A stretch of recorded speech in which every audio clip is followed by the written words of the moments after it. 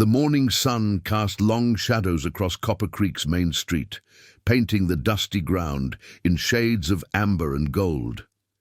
It was the kind of quiet that settled over frontier towns just before the world woke up, peaceful, almost sacred. Sarah May Henderson swept the wooden steps of the general store with methodical precision, her movements careful and deliberate. Each stroke of the broom was measured, controlled, as if she feared making too much noise might shatter something precious. Before we jump back in, tell us where you're tuning in from, and if this story touches you, make sure you're subscribed because tomorrow I've saved something extra special for you. At 22, Sarah May possessed a beauty that seemed to glow, despite the bruises that darkened her left cheek and the way she favored her right arm. Her auburn hair caught the early light, cascading down her back in waves that she kept partially hidden beneath a worn blue bonnet. Her dress, once a cheerful yellow calico, had faded to the color of old hay, patched in several places with careful stitching that spoke of necessity rather than choice. The general store belonged to her husband, Vernon Henderson, a man whose reputation preceded him into every room he entered. At 45, Vernon had built his wealth on the backs of others, trading livestock, land speculation, and deals that favored him far more than they should have. His face bore the permanent scowl of a man who viewed the world as something to be conquered rather than lived in. When he smiled, which was rare, it never reached his pale grey eyes. Sarah May had been sweeping these same steps for 3 years, ever since Vernon had claimed her as his bride. The marriage had been arranged by her deceased father's creditors, a business transaction disguised as a wedding ceremony. She had worn her mother's dress, yellowed with age, and promised to love and honor a man she barely knew. The bruises had started on their wedding night. The town of Copper Creek sprawled along the banks of a muddy river that had given the settlement its name. Adobe buildings mixed with wooden structures, their walls baked by the relentless Texas sun. The main street stretched from the train depot on the east end to the church on the west, with the saloon, general store, bank, and hotel forming the commercial heart of the community. Beyond the town limits, cattle ranches stretched toward the horizon, their borders marked by endless miles of barbed wire and wooden fence posts.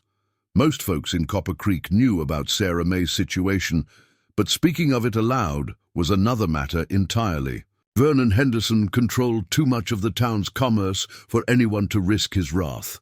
He owned shares in the bank, held mortgages on half the businesses, and had enough political connections to make life difficult for anyone who crossed him. The unspoken rule was simple. What happened in the Henderson household stayed in the Henderson household.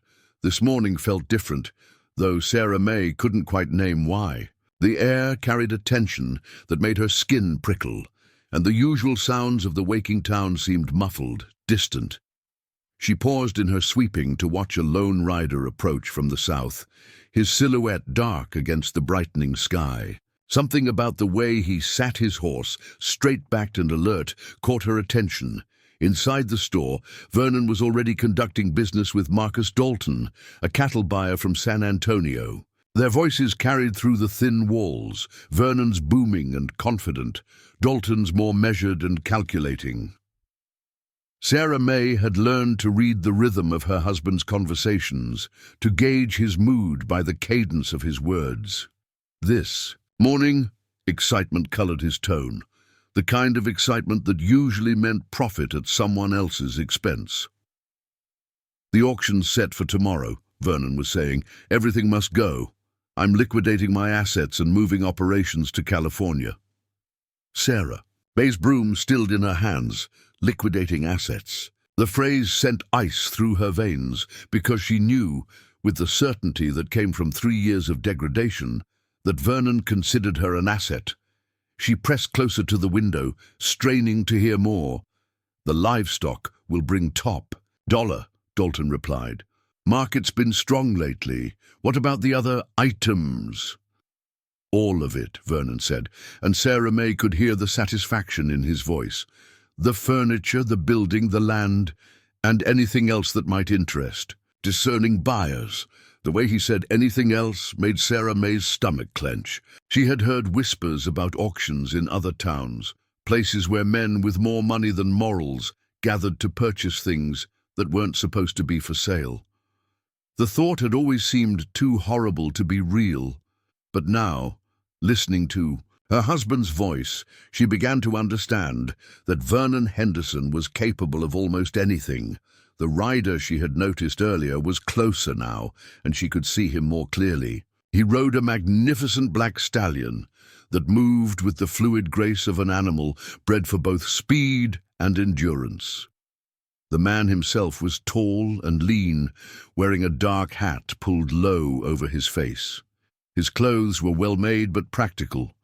Black pants, a white shirt, and a long coat that flapped gently in the morning breeze. A gun belt rode low on his hips, the holster positioned for a quick draw.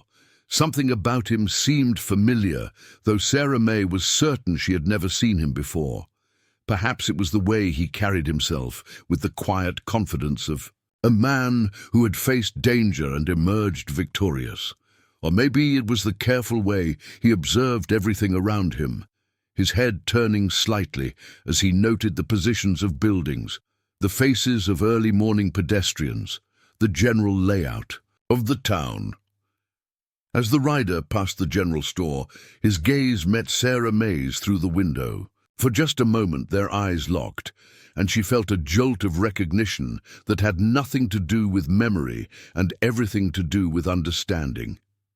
Here was a man who knew what it meant to suffer, who had seen darkness and chosen to fight against it rather than surrender to it. The moment passed as quickly as it had come. The rider continued down the street, dismounting in front of the hotel with fluid grace. He tied his horse to the hitching post and disappeared inside, leaving Sarah May to wonder if she had imagined the entire encounter. "Sarah May!" Vernon's voice cracked like a whip from inside the store. "Get in here now!" She set the broom aside and hurried through the door, keeping her eyes downcast as she had learned to do. Vernon stood behind the counter with Dalton, both men studying a ledger filled with Vernon's careful handwriting. Her husband's face was flushed with excitement, his pale eyes glittering with anticipation. "Mr. Dalton here is organizing tomorrow's auction," Vernon said, his voice carrying the false cheer he used when conducting business. "He needs to inventory everything that's for sale." Dalton looked her up and down, with the same calculating expression he might use to evaluate a horse or a piece of farming equipment. He was a thin man with oily black hair and a mustache that he kept stroking with nervous fingers. His clothes were expensive, but somehow managed to look cheap on him, as if quality couldn't overcome the essential meanness of his character. "She's in excellent condition," Dalton observed, making notes in a small leather book. "Young, healthy, well-trained.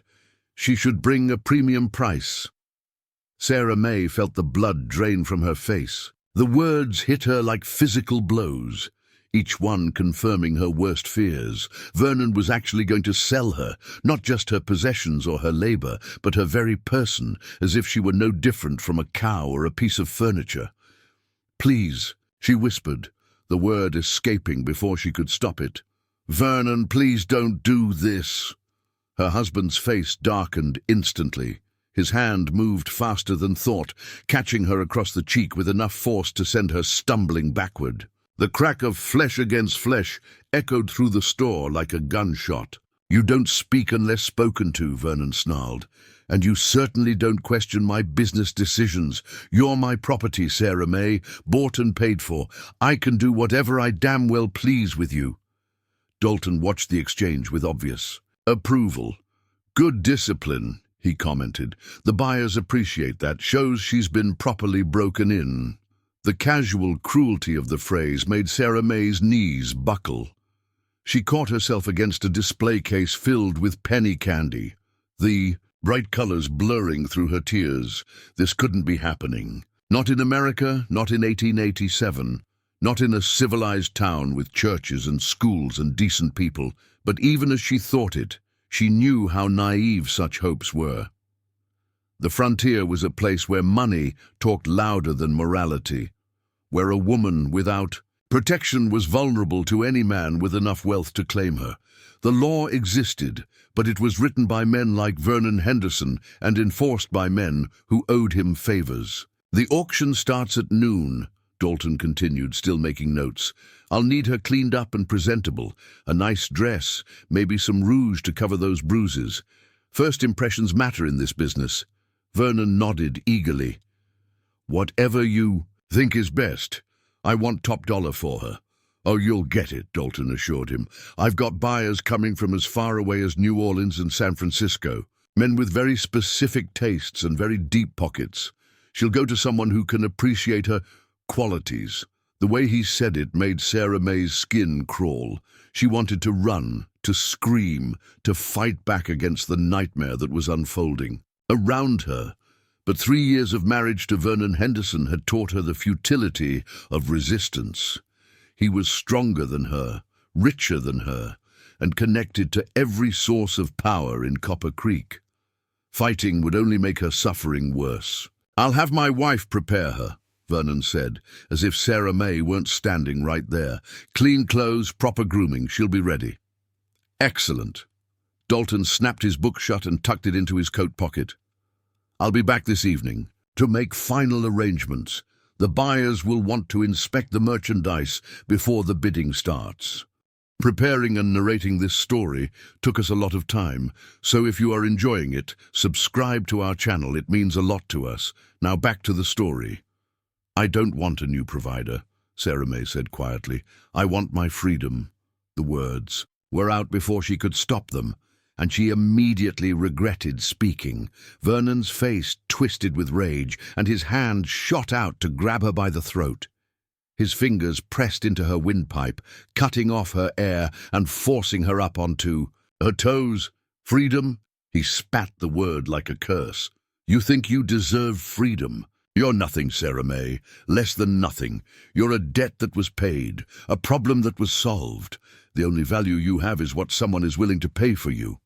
He released her suddenly, and she collapsed to her knees, gasping for breath. Vernon straightened his vest and smoothed his thinning hair, his composure returning as quickly as it had vanished.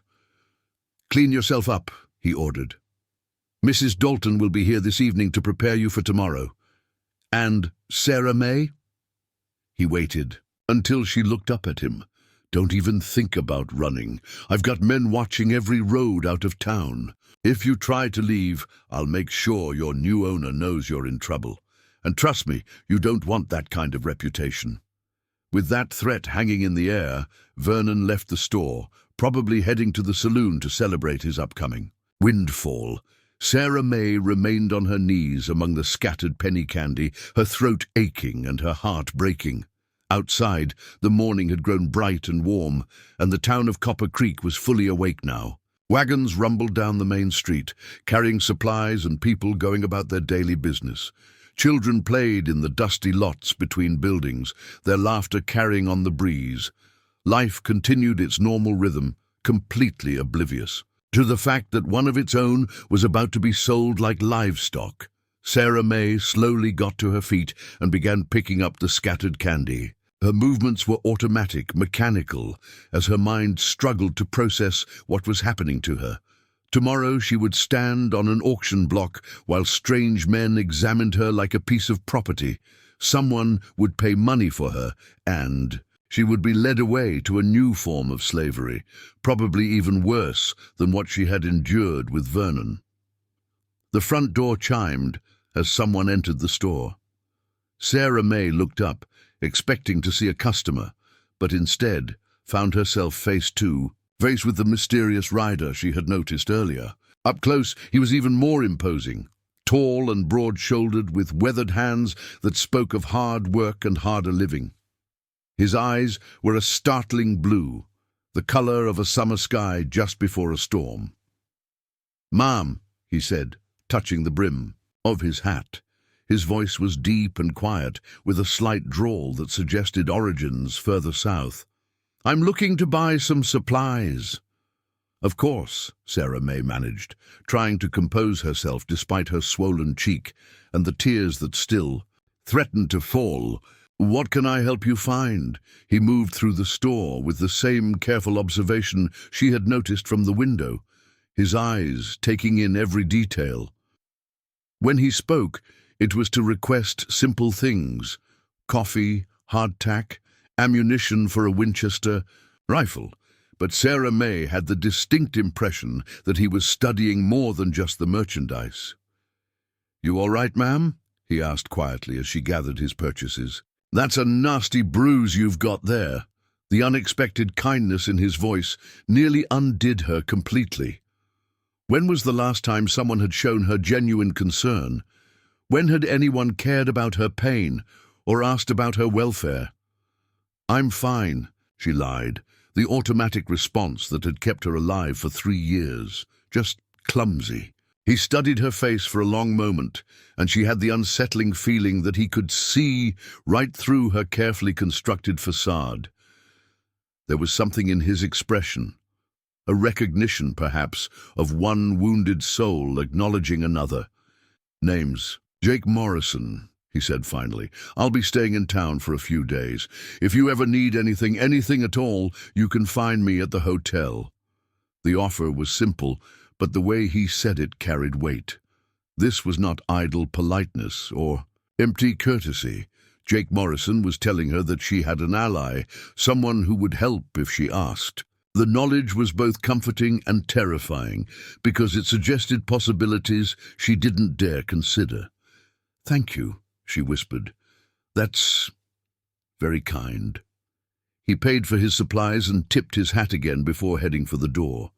But he paused on the threshold, looking back at her with those piercing blue eyes. "Sometimes the clumsiest accidents happen to the kindest people," he said quietly.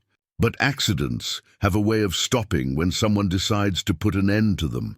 And then he was gone, leaving Sarah May alone with his purchases and the echo of his words. For the first time in 3 years, she felt something she had almost forgotten existed: hope. It was fragile and dangerous, but it was real. Outside, Jake Morrison untied his horse and swung into the saddle with easy grace. As he rode away, Sarah May noticed that he didn't head toward the hotel, as she had expected. Instead, he turned south, toward the road that led out of town. But somehow she knew he would be back. The afternoon sun blazed mercilessly overhead as Sarah May sat in the cramped washroom behind the general store, staring at her reflection in a cracked mirror. Mrs. Dalton had arrived an hour earlier with a carpet bag full of cosmetics and a dress that made Sarah May's stomach turn. The woman was thin and sharp-featured, with cold eyes that appraised Sarah May like a butcher examining meat. "Hold still," Mrs. Dalton commanded, dabbing powder over the bruises on Sarah May's face. "Mr. Dalton says you're the premium lot tomorrow. Can't you look damaged?" The irony wasn't lost on Sarah May. They were covering up evidence of Vernon's brutality, so she would appear more valuable to other brutal men. The powder felt heavy and foreign on her skin, a mask designed to hide the truth of her suffering. "This dress belonged to my niece," Mrs. Dalton continued, holding up a garment of deep emerald silk. "She wore it to her coming-out ball in Charleston. Cost more than most folks see in a year."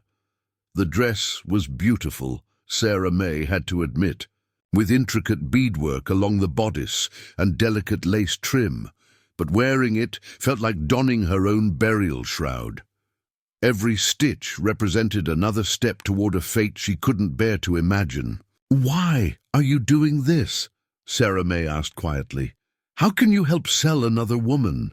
Mrs. Dalton's hand paused for just a moment before continuing to apply rouge to Sarah May's pale cheeks.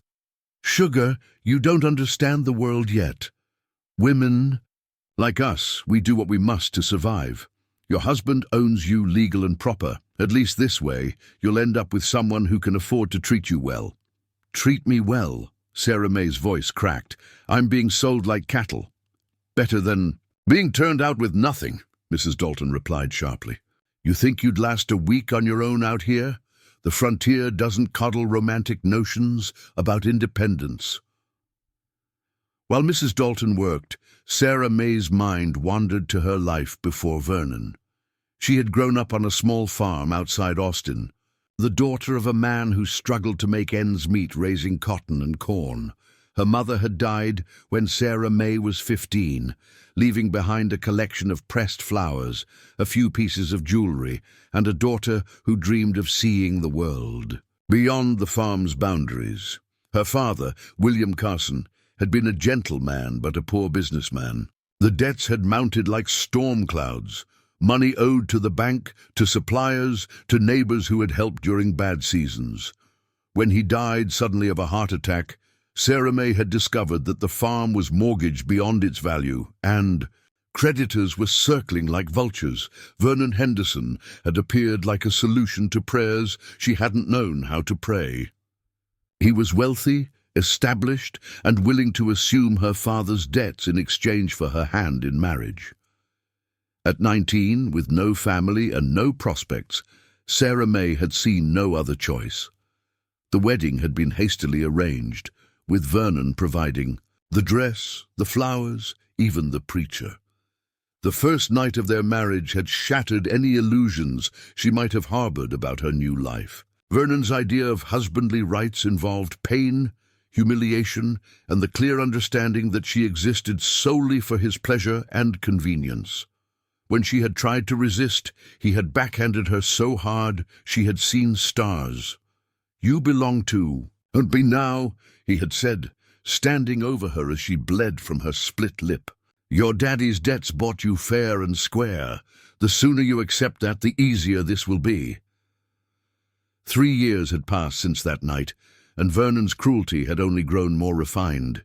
He had learned exactly which words would cut deepest, which punishments would leave the fewest visible marks, which threats would keep her compliant. The general store had become her prison, with Vernon as both warden and torturer.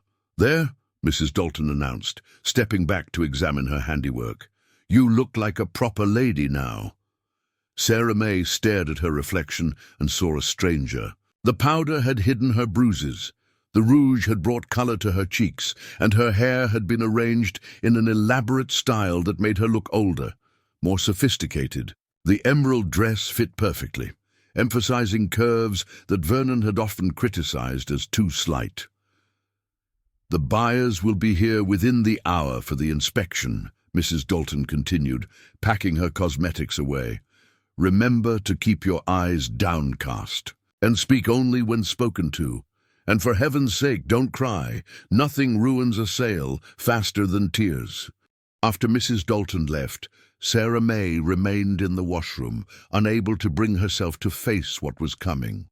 Through the thin walls, she could hear Vernon moving around the store, arranging chairs and preparing for what he called the viewing. The sound of his boots on the wooden floor sent familiar tremors of fear through her body.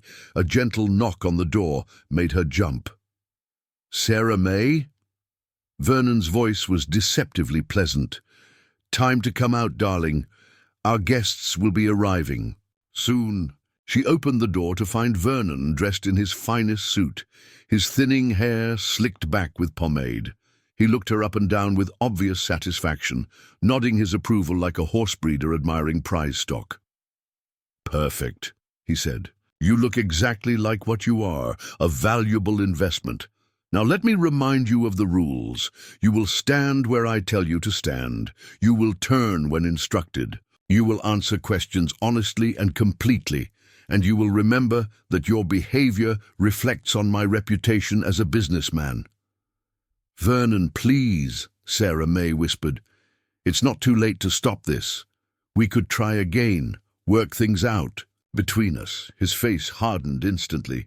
"Work things out? You think I want to work things out with damaged goods? Sarah May, you've been nothing but a disappointment from the day I married you. Too thin, too willful, too prone to tears and complaints.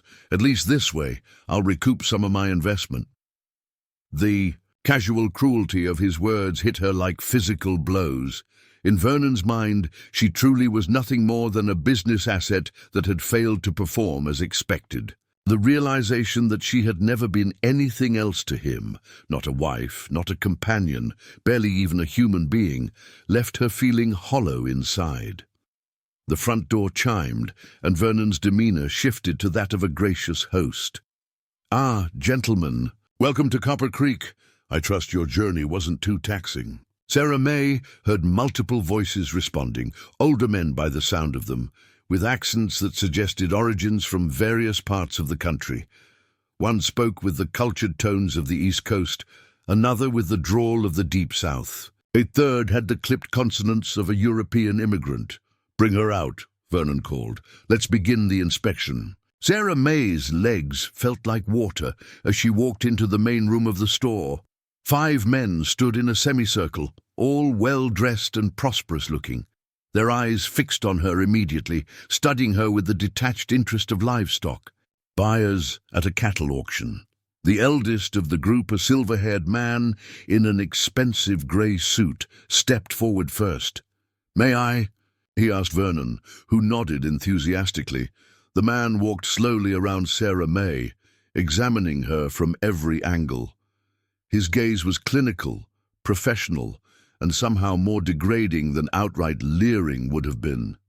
She forced herself to remain still as he lifted her chin to study her face, checked her teeth like those of a horse, and even examined her hands for calluses or scars. "Good bone structure," he announced to the group.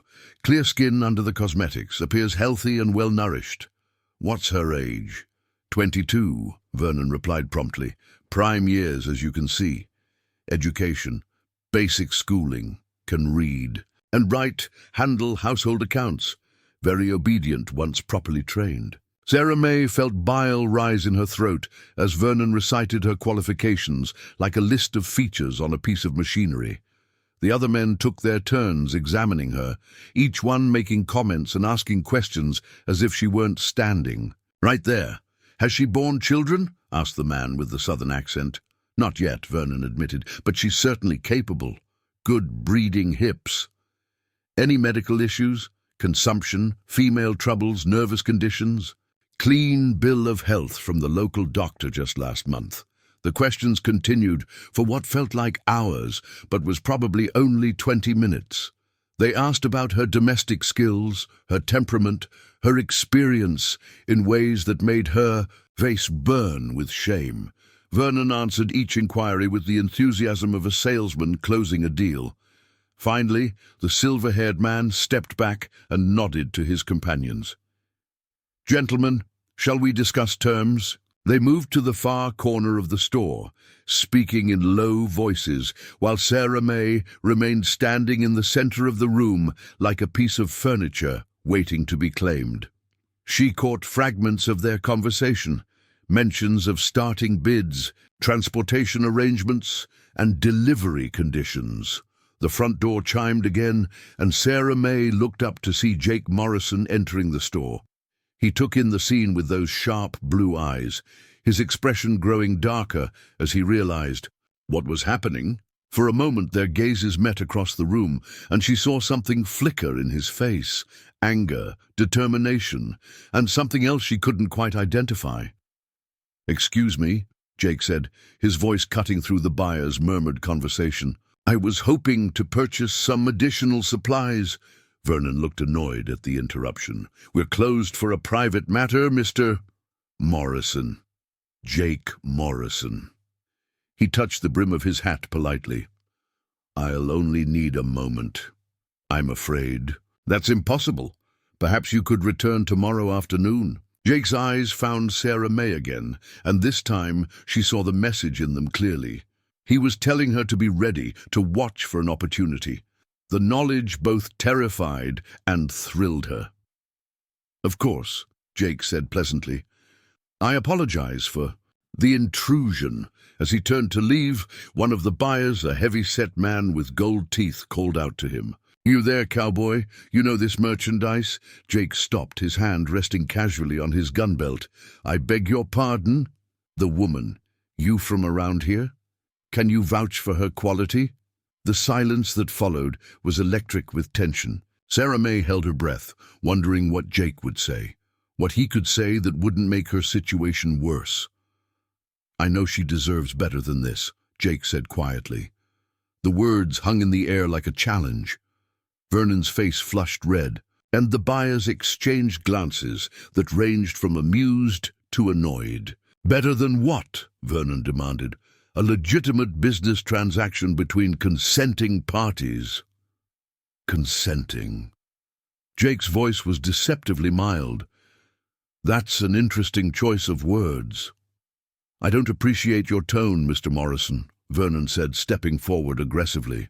"This is a private matter, and you're not welcome here." Jake looked at Sarah May one more time, and in that look she read a promise. Whatever was going to happen, she wouldn't face it alone. "Ma'am," he said, touching his hat to her. Then he turned and walked out, leaving behind a room full of angry men and one woman who had just been given the most precious gift imaginable: hope. "Insolent bastard," Vernon muttered. "These drifters think they can come into a civilized town and pass judgment on their betters." The silver-haired buyer cleared his throat. "Perhaps we should conclude our business and avoid further interruptions." Of course," Vernon agreed quickly. "Gentlemen, what are your initial thoughts?" "She'll do nicely," the buyer said. "I'm prepared to bid at $500. $500. The number hit Sarah May like a physical blow. She was worth $500 to these men, less than a good horse, about the same as a prize bull. The casual way they discussed her value made her feel smaller than she had ever felt in her life. "Excellent starting point," Vernon said, rubbing his hands together. "The auction begins tomorrow at noon sharp. I trust you'll all be ready to participate enthusiastically." As the buyers filed out, making arrangements for the next day, Sarah May remained frozen in the center of the room. This was really happening. Tomorrow, she would be sold to one of these men and taken away to a life that could only be worse than what she already endured. Vernon locked the door behind the last buyer and turned to her with obvious satisfaction. "Well, that went perfectly. 500 to start, and we both know it'll go much higher. You should be pleased, Sarah May. You're about to make me a very wealthy man."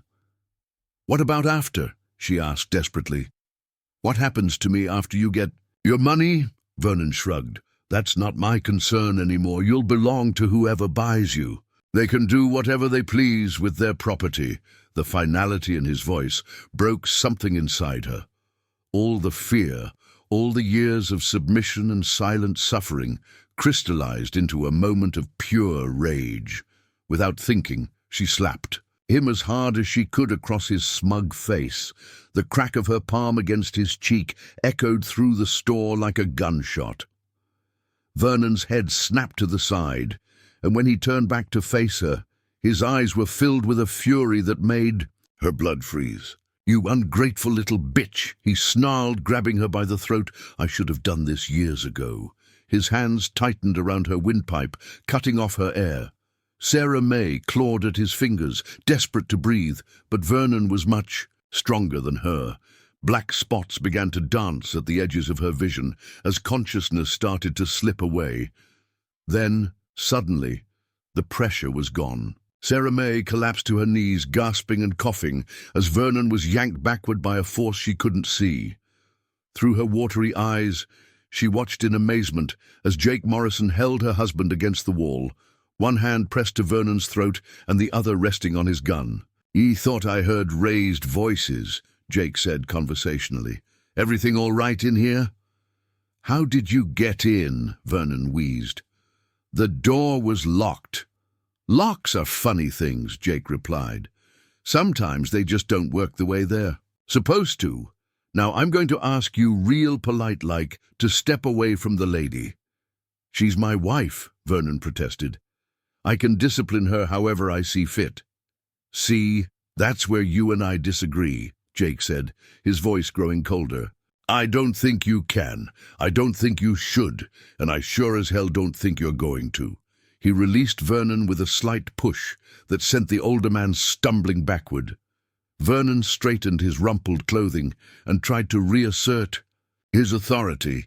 "This is my store, my property, my business," Vernon said. "You have no right to interfere." "Funny thing about rights," Jake replied. "Sometimes they belong to people who don't have the power to claim them. Sometimes other folks have to step in and help out." Sarah May watched the confrontation with a mixture of terror and fascination.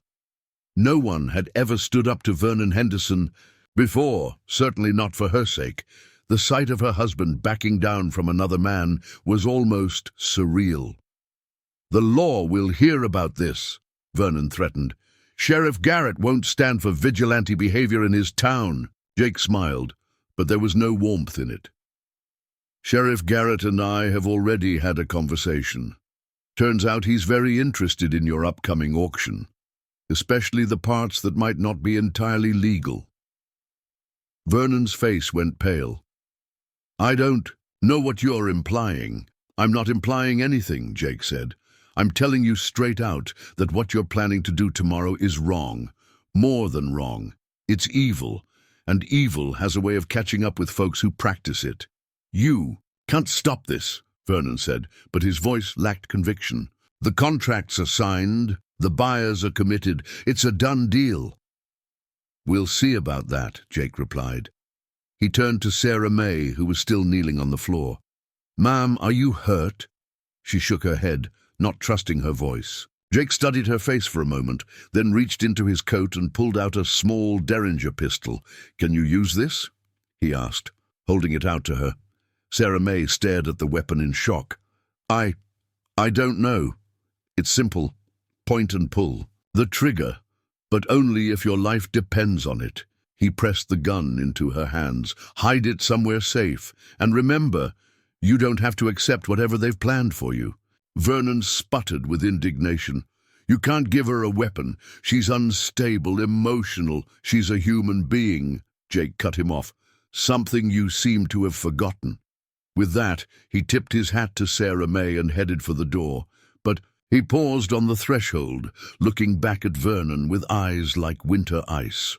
"Mr. Henderson," he said quietly, "if anything happens to that lady tonight, anything at all, I'll hold you personally responsible. And trust me when I say you don't want that kind of responsibility." After Jake left, the store fell into a tense silence.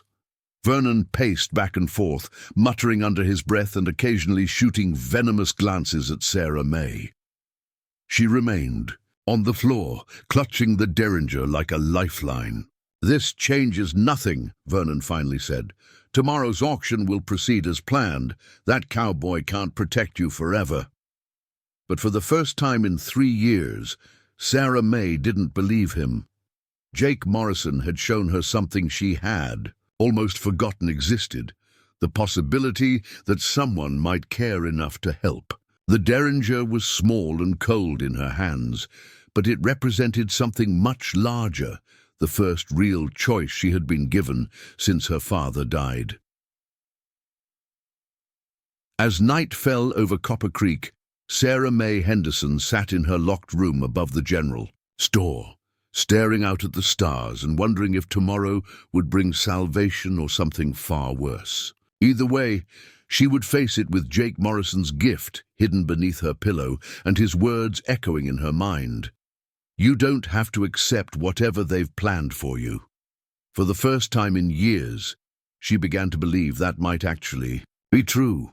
The moon hung full and bright over Copper Creek when Sarah May Henderson made the most dangerous decision of her life. The Derringer Jake Morrison had given her lay warm against her palm as she crept through the darkened general store, every board beneath her feet threatening to betray her with a creak that might wake Vernon sleeping in the back room. She had waited 3 hours after the house fell silent, counting each minute by the steady tick of the grandfather clock in the corner.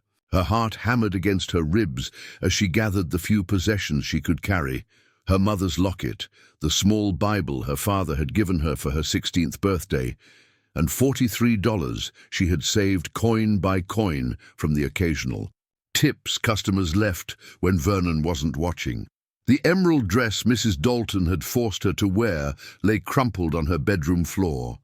Instead, Sarah May had chosen her oldest work dress, brown cotton that would blend with the landscape and wouldn't tear easily if she had to run through thorns or scrub brush. Over it, she wore her father's old hunting jacket, the leather soft with age and still carrying the faint scent of the tobacco he used to smoke in the evenings. Getting out of the store proved easier than she had expected. Vernon had installed heavy locks on all the doors, but he had forgotten about the cellar window that opened onto the alley behind the building.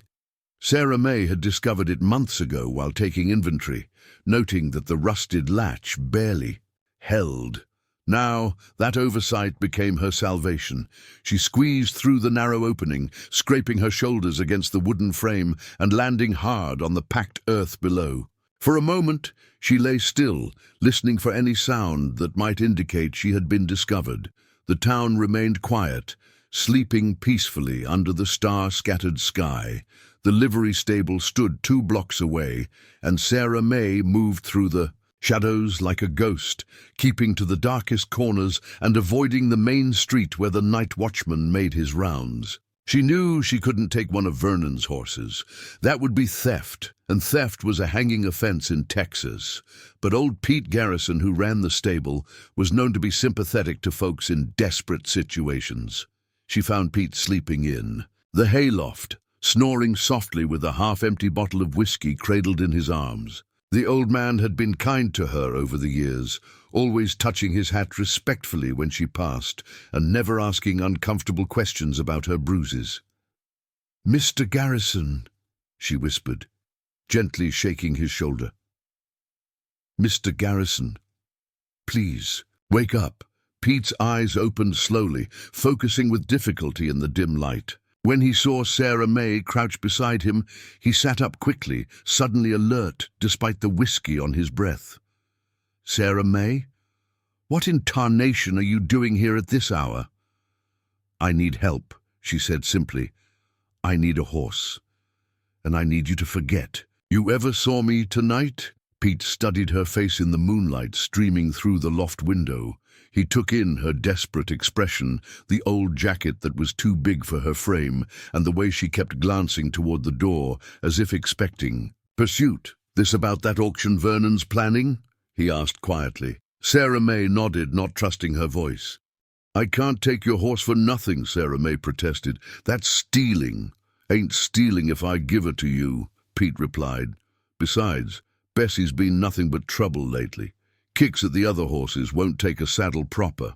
I was thinking of selling her to the glue factory anyway." Sarah May knew he was lying to make her feel better about accepting charity, but she was in no position to argue. Pete led her down to the stable floor, where a dozen horses stood in their stalls. Bessie turned out to be a dappled grey mare with intelligent eyes and a white blaze down her nose. She looked anything but troublesome to Sarah May. "She's beautiful," Sarah May whispered, stroking the mare's neck. "Don't let her fool you," Pete said, but there was affection in his voice. "Bessie's got more sense than most humans I know. She'll take care of you if you let her." Pete saddled the mare with practiced efficiency, then filled a canvas bag with oats and jerky. "This should last you a few days if you're careful. And Sarah May," he handed her a worn leather holster that would fit the derringer. "Whatever you're planning, be smart about it. The frontier don't forgive mistakes." Sarah May hugged the old man impulsively, breathing in the familiar scents of horses and hay that would forever remind her of this moment when someone chose kindness over safety. "Thank you," she whispered, "for everything. Get going before I change my mind," Pete grumbled, but his eyes were gentle. "And stay off the main roads. Head south toward the Badlands. Ain't many folks crazy enough to follow you there." Sarah May mounted Bessie with more confidence than she felt. She had ridden before, during her childhood on the farm, but never alone, and never with so much depending on her skills. Bessie seemed to sense her nervousness, and stood perfectly still as Sarah May settled into the saddle. "Which way to the Badlands?" Sarah May asked. Pete pointed toward a gap between two hills where the moonlight seemed to fade into deeper darkness. "Follow that draw for about 10 miles. Then bear east when you hit the old cattle trail. You'll know the Badlands when you see them. Nothing but rocks and rattlesnakes and ghosts." Sarah May nudged Bessie forward, and the mare responded with a smooth gait that spoke of good breeding, despite her humble appearance. As they left the stable behind, Sarah May felt a mixture of terror and exhilaration unlike anything she had ever experienced. For the first time in 3 years, she was choosing her own path. The outskirts of Copper Creek fell away quickly, replaced by rolling hills covered in mesquite and prickly pear cactus. The moon provided enough light to see the immediate terrain, but beyond its silver circle, the landscape remained mysterious and potentially dangerous. Sarah May had heard stories about the Badlands, tales of outlaws and Apache war parties, of travelers who ventured in and were never seen again. But even those dangers seemed preferable to what awaited her back in Copper Creek. By now, Vernon might have discovered her empty room. By morning, he would certainly know she was gone, and his rage would be terrible to behold. The buyers would demand explanations, money would be lost, and Vernon's reputation as a reliable businessman would suffer. He would want her back, if only to make her pay for embarrassing him. Sarah May urged Bessie to a faster pace, putting as much distance as possible between herself and the town. The mare's hooves made soft, thudding sounds on the sandy soil, a rhythm that gradually calmed Sarah May's racing heart. With each mile, the knot of fear in her chest loosened slightly, replaced by something she hadn't felt in years: the possibility of freedom. The hills grew steeper and more rugged as they traveled south. Scrub oak and juniper replaced the mesquite, and the soil became rockier, more difficult for Bessie to navigate. Sarah May found herself grateful for Pete's assessment of the mare's character. Bessie picked her way carefully around obstacles, never stumbling or losing her footing despite the challenging terrain. As dawn approached, Sarah May began looking for a place to rest. She needed to find water for both herself and Bessie, and she needed shelter from the sun that would soon turn the landscape into a furnace. More importantly, she needed time to think about what came next. She found what she was looking for in a narrow canyon where a thin stream trickled between red sandstone walls. Ancient petroglyphs covered the rock faces, spirals and animal figures left by people who had lived here long before Europeans arrived in Texas. The sight of those prehistoric drawings gave Sarah May an odd sense of comfort, as if she were following in the footsteps of other travelers who had sought refuge in this hidden place. Sarah May dismounted and led Bessie to the stream. The mare drank eagerly, while Sarah May filled her canteen and splashed cool water on her face. The simple pleasure of clean water made her realize how basic her needs had become. Food, water, shelter, safety, everything else was luxury. She found a sheltered spot beneath an overhang of rock and settled down to rest. Bessie grazed contentedly on the sparse grass that grew along the stream bank, apparently unconcerned about their circumstances. Sarah May envied the mare's ability to live entirely in the present moment, without worry about what the future might hold. As the sun rose higher, painting the canyon walls in shades of gold and crimson, Sarah May took stock of her situation. She had perhaps 2 days' worth of food if she was careful, enough water as long as she stayed near the stream, and a horse that seemed capable of carrying her wherever she needed to go. What she didn't have was a destination. The original plan, such as it was, had been simply to escape. But now, sitting in the growing heat of the Texas sun, Sarah May realized that escape was only the first step. She needed to find somewhere to go, something to do, some way to support herself in a world that offered few opportunities for women alone. Her thoughts were interrupted by the sound of approaching hoofbeats echoing off the canyon walls. Sarah. May's blood turned to ice as she recognized the rhythm.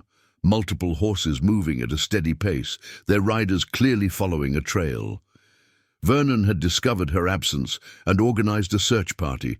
Moving as quietly as possible, Sarah May led Bessie deeper into the canyon, where the walls curved to create a natural hiding place. She pressed herself against the red sandstone and listened as the hoofbeats grew louder.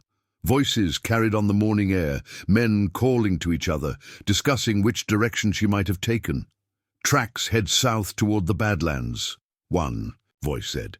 Sarah May didn't recognize the speaker, but the tone suggested a professional tracker, someone Vernon had hired specifically for this pursuit. How far could she have gotten on foot? That was definitely Vernon, his voice tight with anger and frustration. "She ain't on foot," the tracker replied. "These are horse tracks, and they're fresh. She's got maybe a 6-hour head start, but she's moving slow, picking her way careful-like." "Then we can catch her," Vernon said with satisfaction. "How much further to the Badlands?" "Another few miles. But, Mr. Henderson, I got to warn you, them Badlands ain't no place for a civilized man. Lots of folks go in there and don't come out. I don't care if it's the gates of hell itself," Vernon snarled. "That woman belongs to me, and I'm not losing money because of her selfish theatrics." The voices faded as the search party continued south, but Sarah May remained frozen against the canyon wall for several more minutes. They were closer than she had hoped, and they had a tracker who could follow her trail. Worse, Vernon's determination seemed stronger than her head start. When she was certain the men had passed, Sarah May emerged from her hiding place and began to think strategically. The tracker was right about the Badlands being dangerous, but that danger might work in her favor. If she could reach the most treacherous parts of that wasteland, Vernon might decide she wasn't worth the risk. But first, she needed to obscure her trail.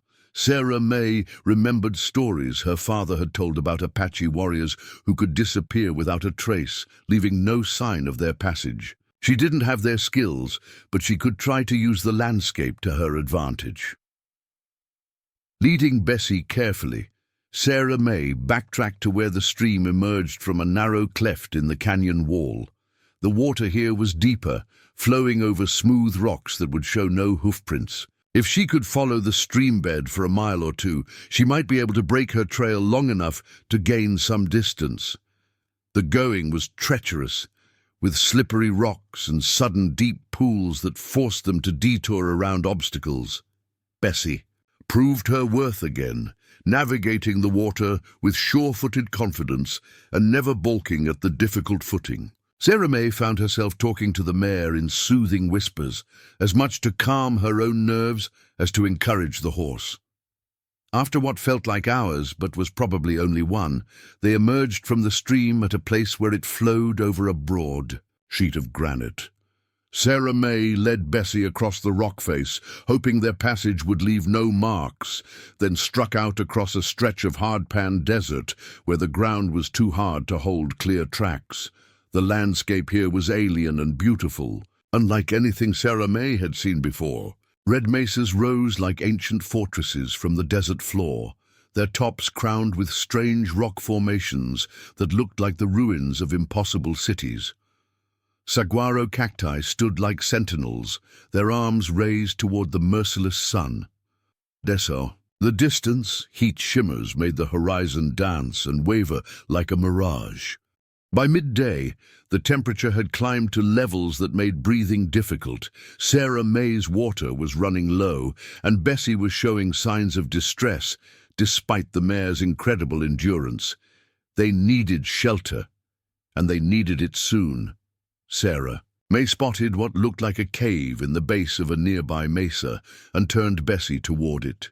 As they drew closer, she realized it wasn't a natural cave, but the ruins of an ancient dwelling, built by the same people who had left the petroglyphs. In the canyon, stone walls, carefully fitted together without mortar, created several rooms that would provide shelter from the sun. Inside the largest room, Sarah May found evidence of more recent habitation. A fire ring surrounded by stones, some rusted tin, cans, and a cache of supplies hidden beneath a pile of rocks. Someone had used this place as a hideout, probably within the last few months. Sarah May was examining the supplies when she heard the soft scrape of a boot on stone behind her. She spun around, her hand moving instinctively to the derringer at her hip, and found herself face to face with a figure that seemed to have materialized from the desert itself. It was an Apache warrior, tall and lean, with silver-streaked hair, braided with feathers and beads. His face was weathered by sun and wind, marked with traditional tattoos that spoke of victories in battle. He wore a mix of traditional clothing and items taken from the white man's world: deerskin leggings, a calico shirt, and a gun belt that held a Colt revolver with well-worn grips. For a long moment, they stared at each other across the ancient room. Sarah May's heart hammered against her ribs, but she forced herself to remain still. Running would be useless. The Apache could probably track her across bare stone if he chose to. The warrior's dark eyes took in her appearance. The travel-stained dress, the exhausted horse, the obvious signs of someone fleeing in desperation. When he spoke, it was in accented but clear English. "You are far from your people, woman." "I'm running from them," Sarah May replied, surprising herself with her honesty. The Apache nodded slowly, as if this made perfect sense to him. "The white man's law does not serve all equally." "No," Sarah May agreed. "It doesn't." He gestured toward the supplies hidden beneath the rocks. "You may use what you need. Water is in the large vessel, food also." "Thank you," Sarah May said. "But why would you help me?"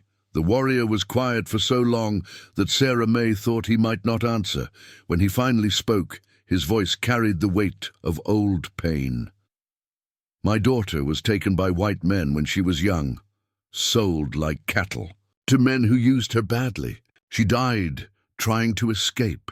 He met Sarah May's eyes directly. "Perhaps helping you will bring her spirit peace." The simple dignity of his words brought tears to Sarah May's eyes. Here in the middle of the Badlands, hunted by her own husband and facing an uncertain future, she had found compassion from the most unexpected source. "What's your name?" she asked. "Joseph Crow Feather. And you?" "Sarah May Henderson." She paused, then added, "But I think I'd like to choose a new name, something that belongs to me alone." Joseph Crow Feather smiled, the expression transforming. His stern features: "Names have power. Choose yours carefully." As the afternoon wore on, Sarah May rested in the shade of the ancient ruins while Bessie recovered from their journey. Joseph Crow Feather shared his food: jerky, parched corn, and a tea made from desert plants that eased the ache in her travel-sore muscles. He told her about the hidden water sources in the Badlands, the caves where she could shelter, and the trails that would take her deeper into the wilderness where few white men dared to follow. "Vernon Henderson will not give up easily," Sarah May warned. "He has money, and money can buy a lot of determination." "Money cannot buy courage," Joseph Crow Feather replied, "and it takes great courage to follow where you are going." As evening approached, he prepared to leave. "There is a place," he said, 3 days' ride to the east, an old mining camp, abandoned now but for one woman who tends a small store. She asks no questions and turns away no one who comes in peace. Tell her Joseph Crow Feather sent you." "Will I see you again?" Sarah May asked. Perhaps the desert has a way of bringing people together when they need each other most. He mounted his horse, a magnificent paint stallion that seemed to have emerged from the same desert dreams as its rider, and rode east into the gathering dusk. Sarah May watched until he disappeared among the red rocks, leaving her alone with Bessie and a newfound sense of purpose. That night, as she lay beneath a canopy of stars more brilliant than any she had seen in Copper Creek, Sarah May thought about names and identity and the strange turns that life could take. Tomorrow, she would begin the journey to the abandoned mining camp. She would find work, build a new life, and discover who she might become when no one owned her but herself. The derringer lay warm against her side, a reminder that she was no longer helpless. Joseph Crowfeather's kindness had shown her that the world held more possibilities than she had dared to imagine. And somewhere behind her, probably camped for the night and cursing the heat, Vernon Henderson was learning that some things couldn't be bought or sold or owned. For the first time since her father's death, Sarah May fell asleep planning for the future instead of merely enduring the present. The desert wind sang her to sleep with promises of freedom, and her dreams were filled with open spaces and endless horizons. 3 days of hard riding through the unforgiving Badlands had transformed Sarah May Henderson in ways she was only beginning to understand. The soft hands that had once swept Vernon's store now bore calluses from gripping leather reins. The pale skin that had rarely seen direct sunlight was bronzed and freckled, despite her attempts to stay covered. Most importantly, the fearful woman who had jumped at every shadow was being replaced by someone who could read the desert's moods and respond to its challenges. The abandoned mining camp that Joseph Crowfeather had described emerged from the heat haze like a mirage made real. What had once been a bustling community of fortune seekers now consisted of perhaps 20 buildings, most of them slowly surrendering to the desert wind and sand. Adobe structures had fared better than the wooden ones, their thick walls providing insulation against the temperature extremes that defined life in this remote corner of Texas. At the camp's heart stood a single building that showed signs of active habitation, a combination general store and saloon, with smoke rising from its chimney and a hand-painted sign that read Esperanza Trading Post in faded red letters. A few horses stood tied to the hitching rail out front, their heads hanging low in the afternoon heat. Sarah May dismounted carefully, her legs stiff from days in the saddle. Bessie had proven herself to be everything Pete Garrison had claimed, and more. The mare had navigated treacherous trails, found water sources that Sarah May would have missed, and never once faltered despite the harsh conditions. Now the horse stood patiently while Sarah May gathered her courage for what might be the most important conversation of her new life. The interior of Esperanza Trading Post was a study in efficient use of limited space. Shelves lined the walls, stocked with everything from ammunition to apple preserves. A small bar occupied one corner where 2 weathered men nursed glasses of whiskey and spoke in the low tones of people who had learned to mind their own business. Behind the counter stood a woman who immediately commanded attention without saying a word. She was perhaps 50 years old, with steel-grey hair pulled back in a practical bun, and eyes the color of sage honey. Her dress was simple but well-made, and she wore a leather apron that had seen considerable use. Most striking was the way she carried herself, with the quiet confidence of someone who had faced adversity and emerged stronger for it. "Afternoon," the woman said, looking up from a ledger she had been writing in. "You look like you've come a fair distance." "Yes, ma'am," Sarah May replied, suddenly conscious of her travel-stained appearance. "Joseph Crowfeather said you might have to work for someone willing to earn their keep." The woman's eyebrows rose slightly at the mention of the Apache warrior's name. "Did he now? Joseph doesn't send people my way unless they have a good reason for being here." She studied Sarah May's face with the same careful attention she might give to evaluating merchandise. "I'm Elena Vasquez. This is my place. Sarah May hesitated, remembering Joseph Crowfeather's words about the power of names. "I'm calling myself May Carson now, after my father." Elena nodded approvingly. "A woman who chooses her own name usually has good reasons. You're running from something, May Carson?" "Yes, ma'am. But I'm running towards something too, if that makes sense." "Perfect sense," Elena replied. "Most folks who end up in Esperanza are doing both. Question is, what can you do to earn your place here?" Sarah May had been thinking about this question during her journey. Her life with Vernon had taught her domestic skills, cooking, cleaning, bookkeeping, dealing with customers. But here in the Badlands, those abilities might need to be adapted to very different circumstances. "I can cook, keep books, handle customers," she began. "I can read and write, do simple medical care, mend clothes. I'm good with horses, and I learn quickly." "What about difficult people?" Elena asked. "Men who think a woman alone is fair game for whatever they have in mind." Sarah May's hand moved instinctively to where the derringer rested beneath her jacket. "I've learned to handle difficult people." Eleanor smiled for the first time, transforming her stern features. "I believe you have.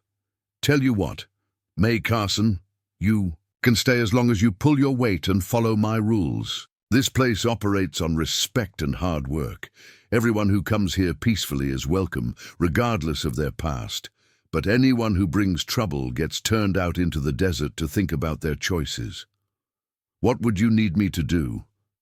"Everything," Elena replied with a laugh.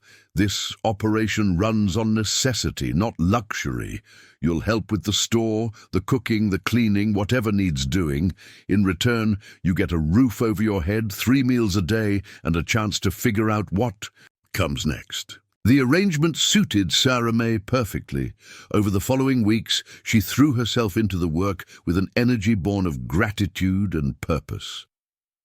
Esperanza Trading Post served an eclectic clientele.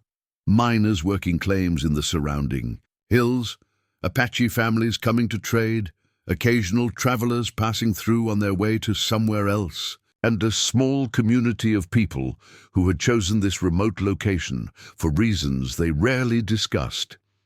Sarah May learned that Elena had established the trading post 5 years earlier after her husband died in a mining accident.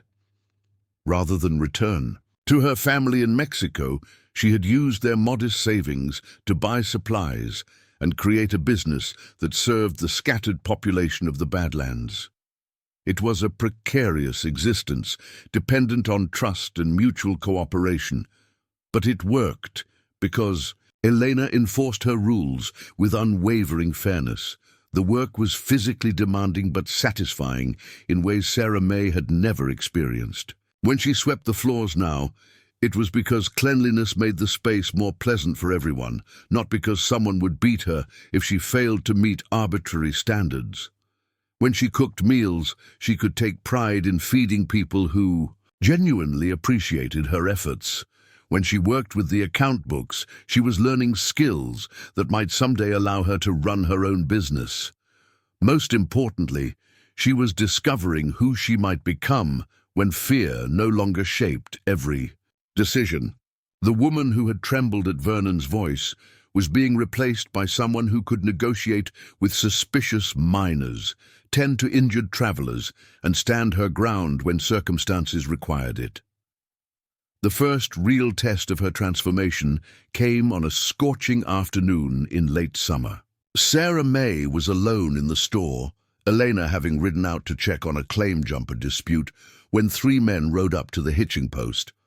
Something about their manner immediately put her on alert. They moved with the predatory confidence of men who took what they wanted and answered to no one. The leader was a tall man with pale eyes and a scar that ran from his left ear to the corner of his mouth. His companions were cut from the same cloth, armed, dangerous, and clearly accustomed to intimidating their way through life. They entered the store with the swagger of men who viewed any woman alone as an opportunity. "Well, well," the scarred man said, looking Sarah May up and down with obvious appreciation. "Looks like Elena's found herself some help. Young, pretty help." "Good afternoon, gentlemen," Sarah May replied, keeping her voice steady. "What can I do for you?" "Oh, I can think of several things," the man said with a laugh that made Sarah May's skin crawl. "But we'll start with whiskey. The good stuff, not the rot gut you serve to Indians and drifters." Sarah May poured 3 glasses of Elena's best whiskey, noting the way the men positioned themselves between her and the door. Their intentions were becoming increasingly clear. and she began calculating her options. The derringer was within reach, but she would need to be certain of her target before drawing it. 3 armed men in close quarters left little room for error. "That's more like it," the leader said, downing his whiskey in one gulp. "Now where's Elena? We need to discuss some business arrangements." "She's not here," Sarah May replied, "but I can take a message." "See, that's the problem," the scarred man said, moving closer to the counter. "Our business is the kind that requires personal attention, the kind that might take all afternoon to work out." His meaning was unmistakable, and Sarah May felt the familiar chill of helplessness that had defined her marriage to Vernon. But this time, something different happened. Instead of freezing with terror, she felt a cold anger settling over her like armor. These men saw her as prey, but they had never faced prey that had learned to fight back. "I'm afraid that won't be possible," Sarah May said, her hand moving casually toward the derringer. "Elena will be back soon, and I'm sure she'll be happy to discuss legitimate business." "Legitimate business," one of the other men repeated with a sneer. "Hear that, boys? The little lady thinks she can tell us what's legitimate."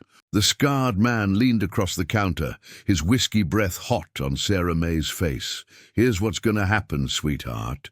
You're going to come around from behind that counter, and we're going to show you how real men conduct business. And if you're real cooperative, we might even pay Elena for the privilege." "I have a better idea," Sarah May said, drawing the derringer in one smooth motion and pressing it against the scarred man's forehead.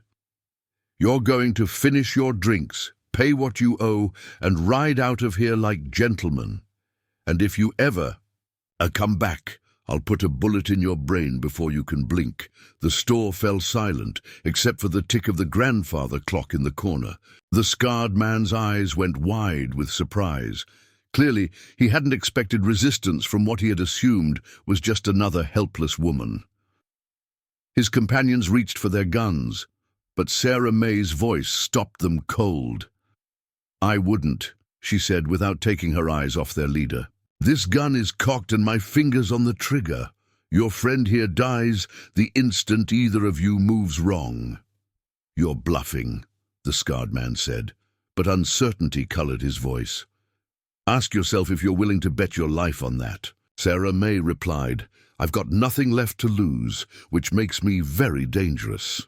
For a long moment the tableau held, Sarah May with the gun pressed to the man's head, his companions frozen with their hands halfway to their weapons, the afternoon heat making everything feel suspended in amber. Then, slowly, the scarred man raised his hands. "Easy now," he said. "No need for anyone to get hurt." "You're absolutely right," Sarah May agreed. "So here's what we're going to do. Your friends are going to put their hands on their heads and back toward the door. Then you're going to join them, and all 3 of you are going to ride away and never come back. Any questions?" The men complied with sullen reluctance, clearly unaccustomed to being outmaneuvered by their intended victim. As they backed toward the door, the scarred man's eyes promised retribution. "This isn't over," he snarled. "Yes, it is," Sarah May replied calmly. "Because if I see any of you again, I'll kill you without hesitation.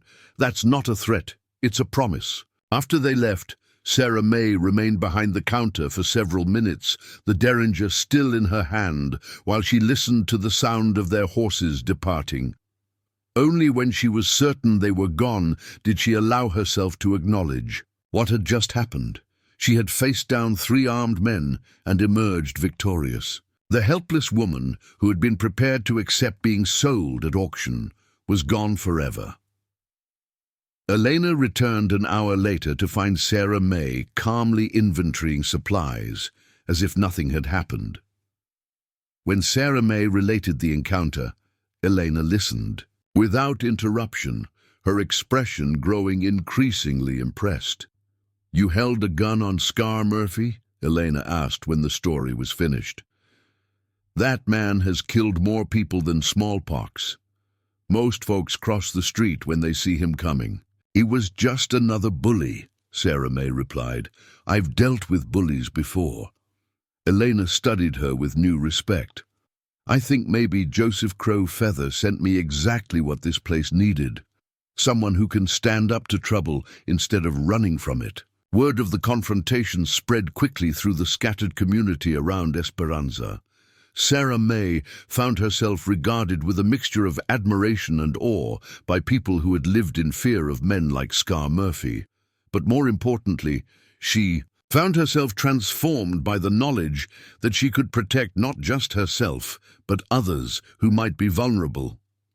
The incident marked the beginning of a new phase in her life. Elena began teaching her more advanced skills: how to evaluate the quality of trade goods, how to read people's motivations and intentions, how to navigate the complex relationships that kept their isolated community functioning.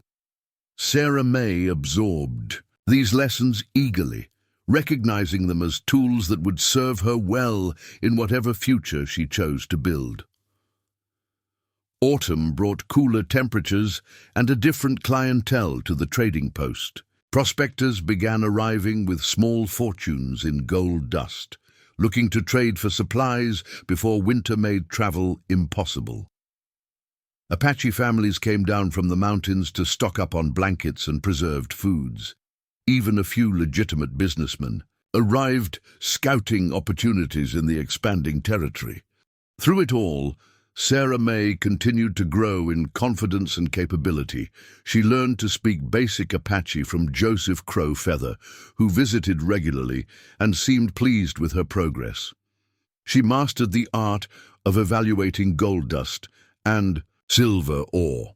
Most importantly, she discovered that she had a natural talent for making people feel welcome and valued, regardless of their background or circumstances.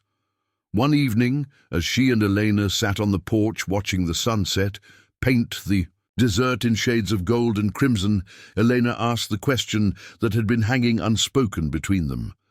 "What's your plan, May? You've made a place for yourself here, but I don't think Esperanza is your final destination."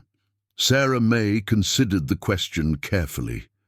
In the months since her arrival, she had saved almost every penny of her earnings. Elena was generous with room and board, and Sarah May's needs were simple.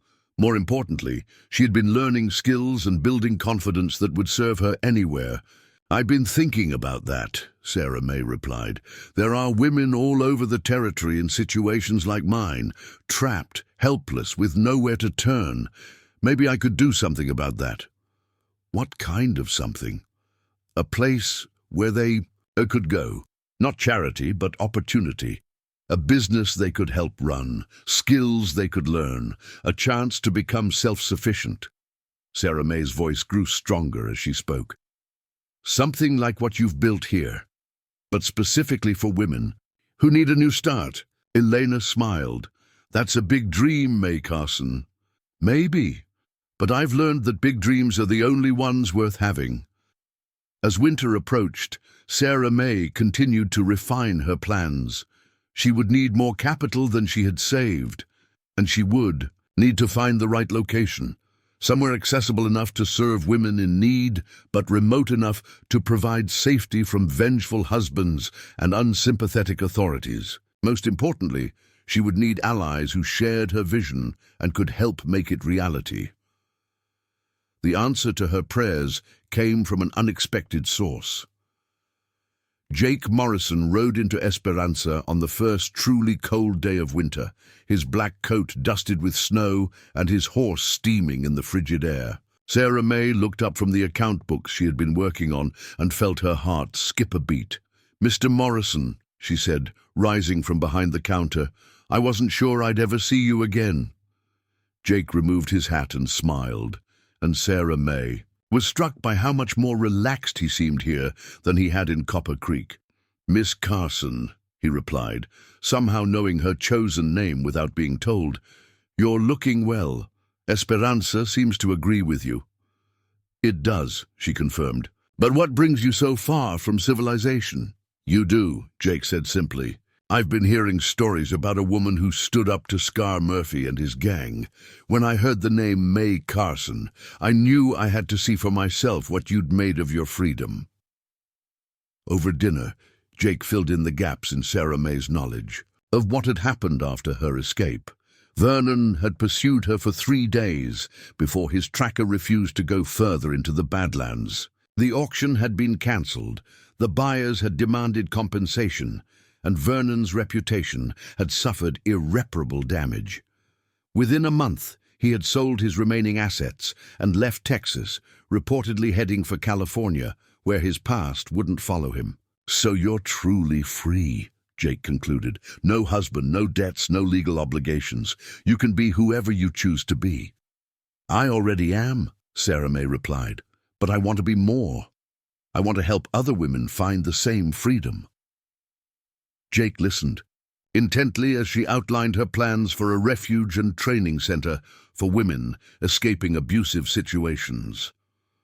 When she finished, he was quiet for a long moment, staring into the fire that crackled in Elena's fireplace. "I might be able to help with that," he said finally. "I know people with money who might be interested in supporting such a venture. More importantly, I know judges and lawmen who could provide legal protection for the women you're trying to help." "Why would you do that?" Sarah May asked. Jake's expression grew distant, and Sarah May sensed she was about to learn something important about the mysterious cowboy who had saved her life. "Because," he said quietly, "I once had a sister who needed that kind of help. And I wasn't there to give it to her." As the fire burned low and the desert wind howled outside, Sarah May began to understand that her transformation was complete. She was no longer the frightened woman who had been prepared to accept being sold like livestock. She was May Carson, businesswoman, protector of the vulnerable, and architect of her own destiny. And with allies like Jake Morrison and Elena Vasquez, she was ready to build something that would matter. The scared girl who had rung a church bell for her dead brother had become a woman who would change the lives of countless others. Her journey was far from over, but she was no longer traveling it alone. Spring brought unwelcome news to Esperanza Trading Post in the form of a dust-covered rider who arrived at dawn with urgency written across his weathered face. May Carson was tending to the morning bread when the stranger's horse thundered up to the hitching post, and something about the man's desperate haste made her stomach clench with foreboding. The rider was Tommy Clearwater, a young Apache who sometimes carried messages between the scattered communities of the Badlands. His usual cheerful demeanor had been replaced by grim determination, and his horse bore the lather of hard riding through the night. "Miss May," he called out, sliding from his saddle with practiced ease. "You need to hear this. There's trouble. You coming from Copper Creek?" May set down the bread pan and stepped onto the porch, Elena appearing beside her with the rifle she always kept within arm's reach. Over the past months, they had learned that urgent news in the Badlands usually meant someone's life hung in the balance. "What kind of trouble, Tommy?" May asked, though part of her already knew the answer. "Vernon Henderson's back," Tommy said, accepting the cup of water Eleanor offered him. "Came rolling into town 3 days ago with a lawyer from San Antonio and a stack of legal papers thick as a Bible. He's claiming you stole property when you left. Money, jewelry, that horse you're riding, says he's got the right to collect damages." May felt the blood drain from her face. She had known this day might come, had prepared for it mentally, but the reality still hit her like a physical blow. Vernon had found a way to use the law itself as a weapon against her. "There's more," Tommy continued, his dark eyes filled with sympathy. "He's convinced Sheriff Garrett to issue a warrant for your arrest. They're putting together a posse to come out here and bring you back for trial." Elena cursed in Spanish, a long string of words that needed no translation. "How long do we have?" she asked. "Maybe 2 days if they stick to the main trails. Less if they know the shortcuts through Devil's Canyon." May's mind raced through possibilities and options. She could run deeper into the Badlands, but Vernon had resources now that he hadn't possessed during their first chase. A lawyer meant he had found some legal justification for his actions, and a posse meant he had convinced other men to help him enforce his will. "What's the feeling in town?" May asked. "Are people supporting Vernon?" Tommy shook his head. "Split right down the middle. Some folks remember how you used to look when you lived there, the bruises, the way you jumped at shadows. They know what kind of man Vernon Henderson is. But others, especially the business owners, they're worried about property rights and the law. They figure if a man can't control his own wife, what's next?" The cruel irony wasn't lost on May. The same legal system that had trapped her in marriage was now being used to drag her back into captivity. Vernon had learned to weaponize respectability and legal procedure, making himself appear to be the wronged party seeking justice. "There's something else," Tommy added reluctantly. "Vernon's not alone. He's got backing from some powerful men in San Antonio, politicians and businessmen who are concerned about the precedent this sets. They're calling it a test case for property rights in the territory." May sank onto the porch steps, overwhelmed by the scope of what she was facing. This wasn't just about Vernon's desire for revenge anymore. It had become a symbol of whether women could ever truly escape the bonds that society placed on them. Elena sat beside her, placing a weathered hand on May's shoulder. "You've got friends too," she said quietly. "People who've seen what you've built here, who know what you're really about. That counts for something." Before May could respond, the sound of approaching hoofbeats announced another arrival. Jake. Morrison rode into view, his black stallion covering ground with effortless grace. One look at the grim faces gathered on the porch told him that something serious was happening. "Let me guess," Jake said, dismounting with fluid motion. "Vernon. Henderson's making another play." Tommy quickly filled Jake in on the situation, while May struggled to process the implications. If she was arrested and taken back to Copper Creek, she would face trial in Vernon's territory, before a judge who probably owed him favors. Even if she somehow avoided conviction, the legal battle would destroy everything she had built at Esperanza.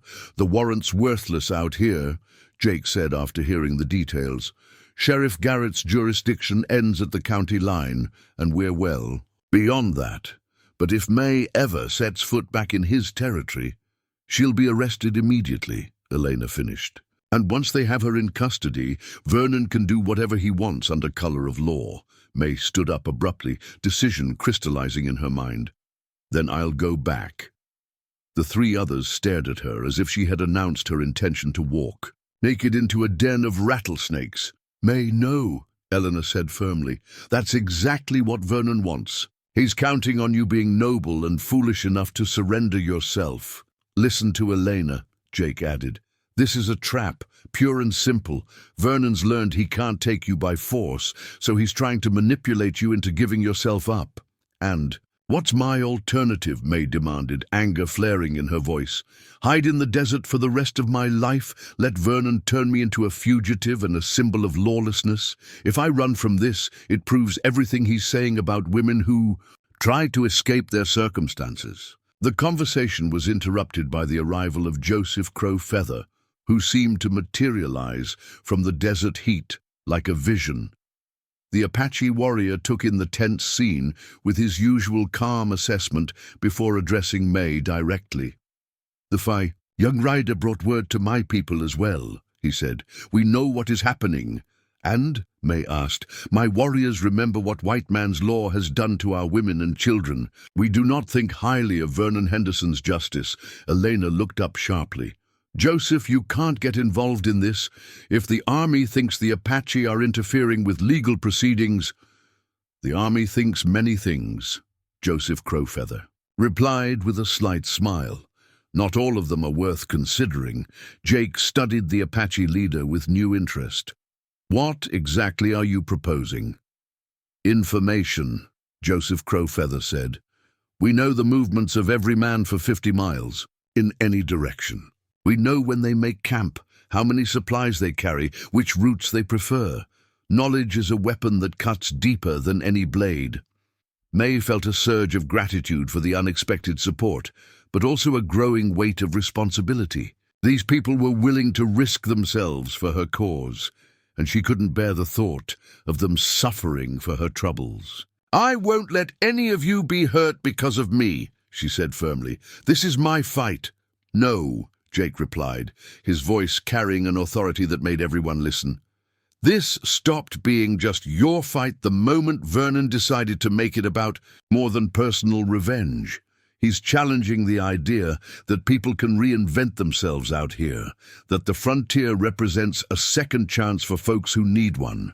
If he wins, it sets a precedent that reaches far beyond your situation." Tommy nodded agreement. "Jake's right. There are dozens of people in the territory who came here to escape situations like yours. If Vernon can use the law to drag you back, none of them are safe." Elena stood and brushed dust from her skirt with decisive movements. "Then we need to be smart about this. Vernon's counting on us to react emotionally, to either run scared or fight stupid. Instead, we need to outthink him." "What do you have in mind?" May asked. "First, we need more information about exactly what legal grounds Vernon thinks he has. Second, we need to know who's really backing him and why. Third, we need to figure out how to turn his own tactics against him." Jake nodded slowly. "I might be able to help with the legal research. I know some people in San Antonio who could look into Vernon's documentation, find out if his claims actually hold water. And I can send word to the other trading posts," Elena added. "There are women all over the territory who've heard May's story. If they knew she was in danger, they might be willing to come forward with their own testimonies about what life was like for them before they found freedom." Joseph Crow Feather's expression remained thoughtful. "My people have long memories. We remember things that happened in Copper Creek during the early days, when men like Vernon Henderson first came to the territory. Some of those memories might prove educational." Over the next day, Esperanza Trading Post became a hub of furious activity. Riders came and went, carrying messages to every corner of the Badlands. Jake departed for San Antonio with a small fortune in gold dust to pay for. Legal research and expert testimony. Elena worked her network of contacts to gather information about Vernon's movements and plans. Most importantly, women began arriving from across the territory, former wives who had escaped abusive marriages, daughters who had fled violent fathers, widows who had been cheated out of their inheritances. Each one brought a story of suffering under the same legal system that Vernon was now trying to use against May. Among them was a woman who would prove crucial to May's defense. Rebecca Martinez had been married to a prominent rancher who had sold her to pay gambling debts, much as Vernon had planned to sell May. But Rebecca had escaped with documentation that proved the transaction, and she had spent 3 years gathering evidence of similar cases throughout Texas. "The law may say we're property," Rebecca told May as they sat planning strategy by lamplight, "but property doesn't usually fight back with witnesses and documentation. Vernon's not the only man who's tried this scheme, and we're not the only women who've survived it." The information Jake sent back from San Antonio was both encouraging and alarming. Vernon's legal claims were shaky at best, based on creative interpretation of property law and testimony from witnesses whose credibility was questionable. But he had indeed found backing from powerful men who saw the case as an opportunity to establish legal precedents that would benefit them in other situations. "It's not really about you anymore," Jake's letter explained. "It's about whether the territory will be governed by traditional property law or by the more flexible arrangements that have evolved out here. Vernon's become a symbol for men who want to maintain the old order. The revelation clarified the stakes, but also the opportunity. If Vernon wanted to make this a test case, May and her allies could ensure it was a test that exposed the cruelty and injustice of the system he represented." Joseph Crow Feather's contribution proved equally valuable. His people had witnessed Vernon's early activities in Copper Creek.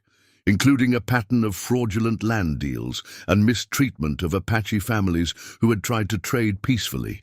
More importantly, they had evidence that Vernon had been involved in the illegal sale of Apache children to families in Mexico, a crime that carried severe federal penalties. "Your Vernon Henderson is not the respectable businessman he pretends to be," Joseph Crowfeather told May. "He's a man who profits from suffering, and my people have long memories of such men." As the evidence mounted, May began to see a path forward that didn't involve surrender or flight. Instead of defending herself against Vernon's charges, she could put him on trial in the court of public opinion. The territory was full of people who had come west to escape rigid social hierarchies and legal systems that favored the wealthy and powerful. If she could expose Vernon's true nature and the broader injustices he represented, she might be able to turn his own weapon against him. The plan that emerged was audacious in its scope. Rather than hiding from the posse Vernon was assembling, May would meet them halfway, but she wouldn't come alone, and she wouldn't come as a fugitive. She would arrive with her own supporters, her own evidence, and her own demands for justice. "It's dangerous," Elena warned as they finalized the details. "If this goes wrong, you could end up in chains headed back to Copper Creek." "And if I do?" "Nothing. I'll spend the rest of my life looking over my shoulder," May replied. "At least this way, we force the confrontation on our terms." Jake returned from San Antonio with a surprise. A federal marshal named William Torres, who specialized in cases involving interstate crime and territorial jurisdiction. Torres was a small, neat man with intelligent eyes and a reputation for incorruptible honesty. "I've been investigating reports of human trafficking in this region for months," Torres explained to the gathered group. "Mr. Morrison's information about Vernon Henderson fits a pattern I've been tracking. If what you've told me is accurate, Mr. Henderson may be facing federal charges that make his civil suit against you irrelevant." The marshal's presence changed everything. Suddenly, May wasn't just a runaway wife facing her husband's wrath. She was a witness in a federal investigation of serious crimes. Vernon's legal maneuvering had backfired spectacularly. As dawn broke on the day when Vernon's posse was expected to arrive at the boundary of the Badlands, May mounted Bessie with a confidence that would have seemed impossible 6 months earlier. She wore a simple traveling dress, but she carried herself like a queen preparing for coronation. Behind her rode nearly 30 supporters, women who had found freedom in the territory, men who believed in second chances, and Apache warriors, whose presence sent a clear message about the consequences of injustice. At the head of the group rode Marshal Torres, his federal badge gleaming in the morning sun. Beside him, Jake Morrison sat his black stallion with the easy grace of a man who had found his purpose. Elena brought up the rear, her own small army of traders and prospectors who respected her judgment and shared her values. They were riding toward what might be the most important confrontation in the territory's history. A clash between old ways and new possibilities, between those who saw people as property and those who believed in human dignity. May Carson, who had once been prepared to accept being sold like livestock, was now leading a movement that could change the lives of countless others. The scared girl who had swept Vernon Henderson's floors was gone forever. In her place rode a woman who had learned to fight for justice, not just for herself, but for everyone who had ever been told they were powerless. Whatever happened when they met Vernon's posse, May knew she would face it as herself, free, unbroken, and unashamed. The desert sun climbed higher as they rode toward their destiny, and with each mile, May felt the weight of her past falling away. She was no longer running from Vernon Henderson. She was riding toward the future she had chosen to create.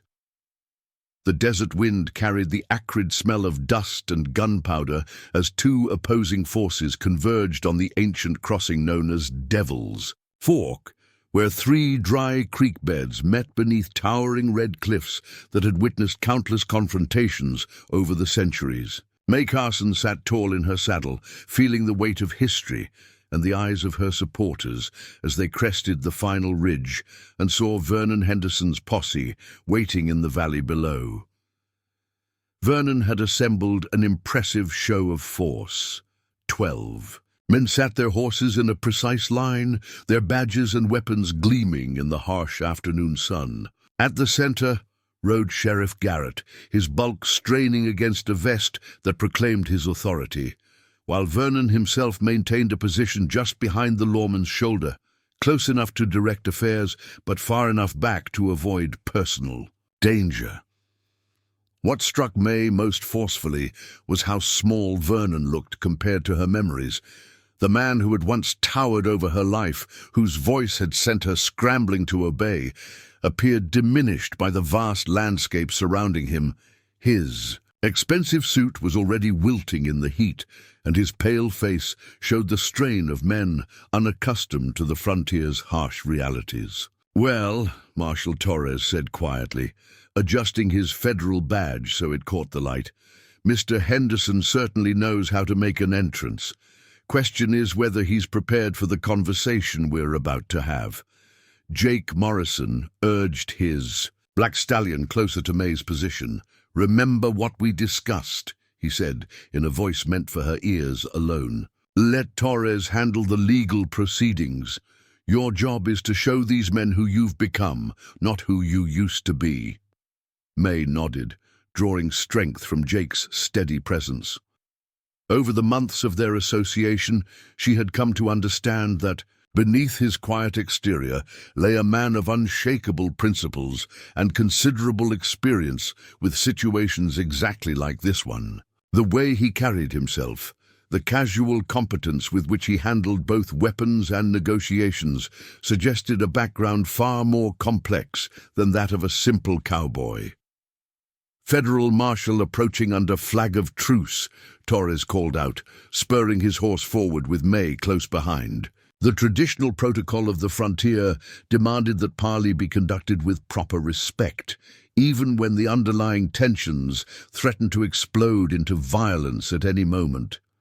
Sheriff Garrett rode out to meet them, his expression carefully neutral, but his hand resting conspicuously on his gun butt.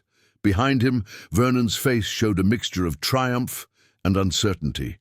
Triumph that his quarry had finally appeared, uncertainty about the unexpected complications that May's supporters represented. "Marshal Torres," Garrett said with professional courtesy, "wasn't expecting federal involvement in a simple domestic matter."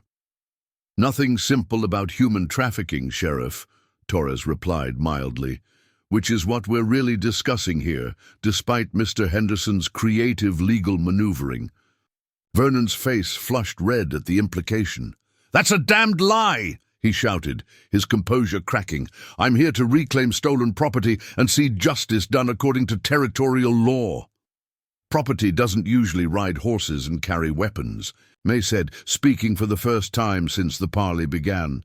Her voice carried clearly across the space between them, and she saw several of Garrett's men exchange glances at her calm confidence. "You're still my wife," Vernon snarled, his mask of respectability slipping further. "The marriage contract gives me legal authority over your person and possessions. Running off to play at independence doesn't change the law." "Actually," Torres interjected, pulling a sheaf of papers from his saddlebags, "it does. I have here documentation of your involvement in the forced sale of at least 3 women to buyers in Mexico and New Orleans. Federal crimes that supersede any territorial marriage laws." The accusation hit Vernon like a physical blow. His face went pale, then red, then pale again, as he realized the scope of what he was facing. Sheriff Garrett's expression shifted from supportive to suspicious as he began to understand that his simple arrest warrant had led him into much deeper waters. "Those are lies," Vernon stammered. "Fabricated evidence designed to protect a criminal." Are they? Rebecca Martinez spoke up, riding forward from May's group. Because I have bills of sale with your signature, Vernon. Documentation of the auction where you tried to sell me 3 years ago, including the names of witnesses who are still alive and willing to testify. More women emerged from May's supporters, each one adding their voice to the growing chorus of testimony. Margaret O'Brien from Laredo, who had escaped after Vernon arranged her sale to a mining camp. Elena Santos from El Paso, whose own husband had used Vernon's services to dispose of a wife who had become inconvenient. Amy Foster from San Antonio, who had documentation of the entire network of men who trafficked in unwilling women throughout the territory. Sheriff Garrett listened to the testimonies with growing unease. Whatever his faults, he was not a stupid man, and he could see the political winds shifting around him. A simple arrest of a runaway wife was one thing, but involvement in a federal investigation of human trafficking was quite another. "Sheriff," Torres said formally, "I'm going to need you to step aside while I place Vernon Henderson under federal arrest. Your cooperation would be appreciated." "Now wait just a minute," Vernon protested frantically. "I have backing from important men in San Antonio. This is a conspiracy to undermine legitimate business interests." "Those important men," Jake Morrison said, speaking for the first time, "are currently being questioned by federal agents in San Antonio. Turns out trafficking in human beings isn't quite as popular with voters as your backers thought it would be."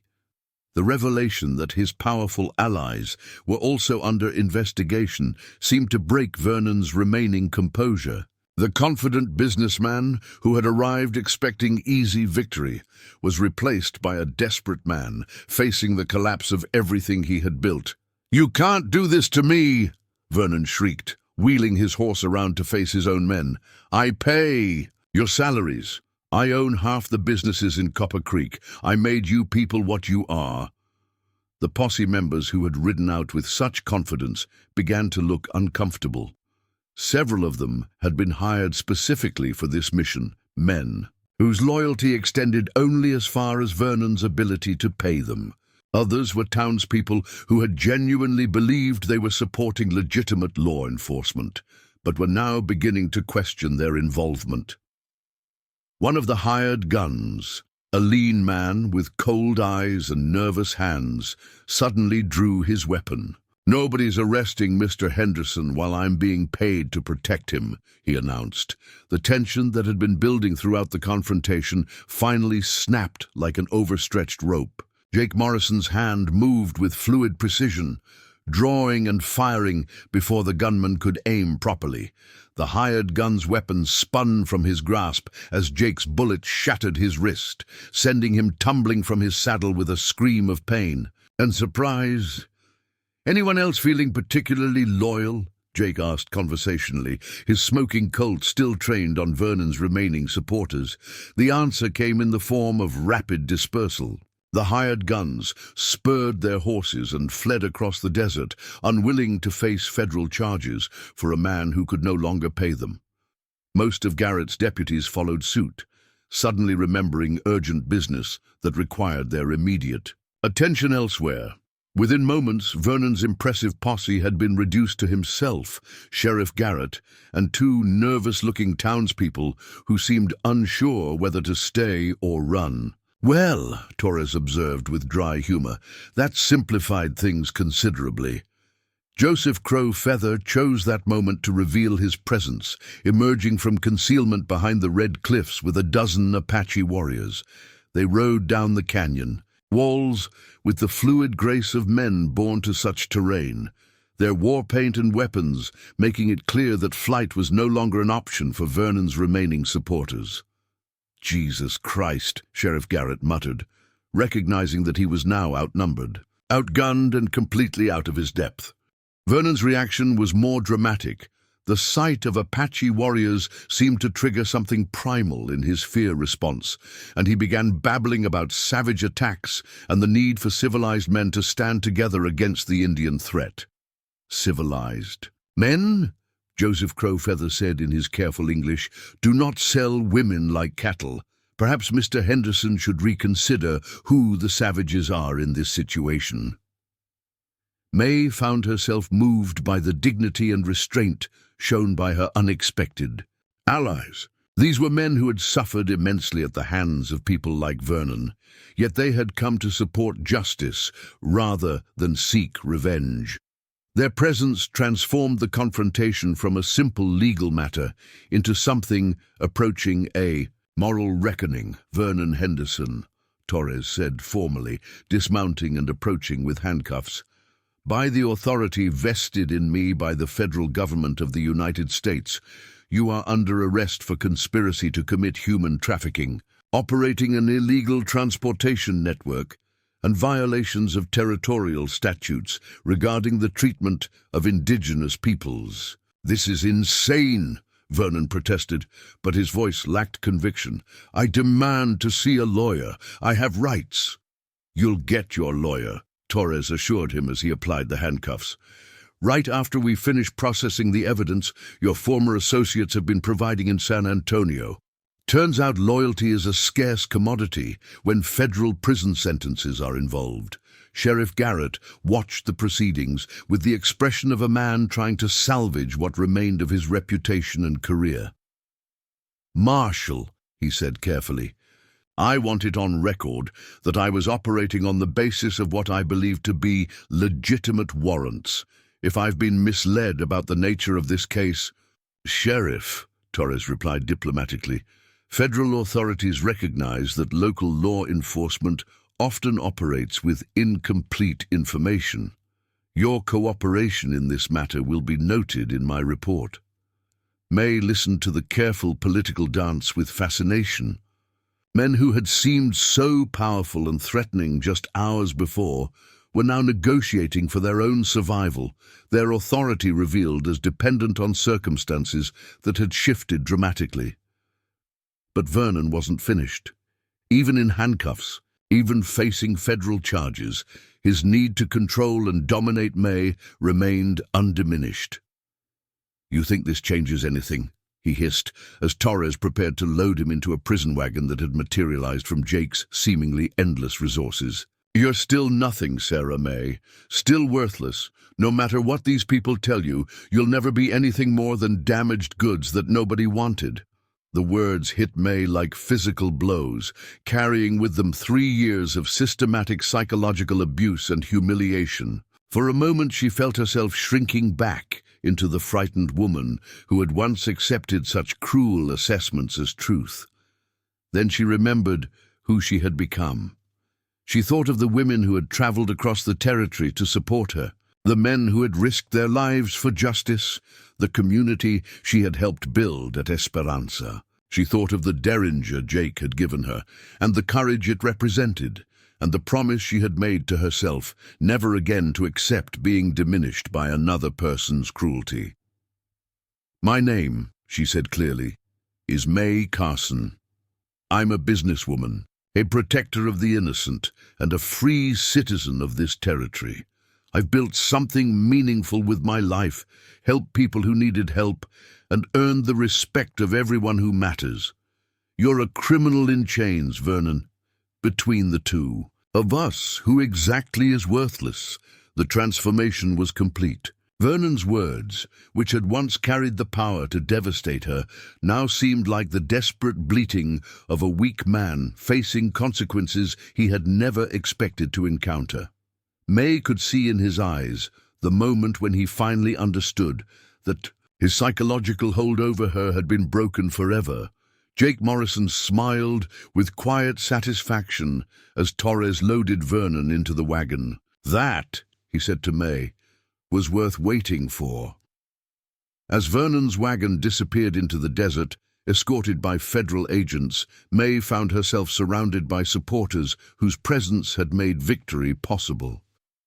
Elena Vasquez embraced her with fierce pride, while Rebecca Martinez and the other survivors celebrated their collective triumph over a system that had tried to reduce them to property. But the celebration was tempered by understanding that this was only the beginning. Vernon's arrest would send shockwaves through the network of men who profited from trafficking women, but it wouldn't eliminate the problem. There would be other Vernons, other women who needed help, other battles to be fought.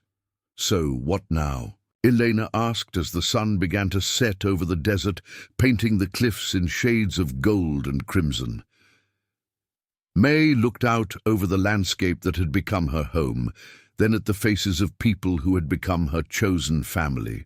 The scared girl, who had once been prepared to accept being sold at auction, was gone forever, replaced by a woman who understood her own power and was ready to use it. "Now," she said with quiet confidence, "we build something better.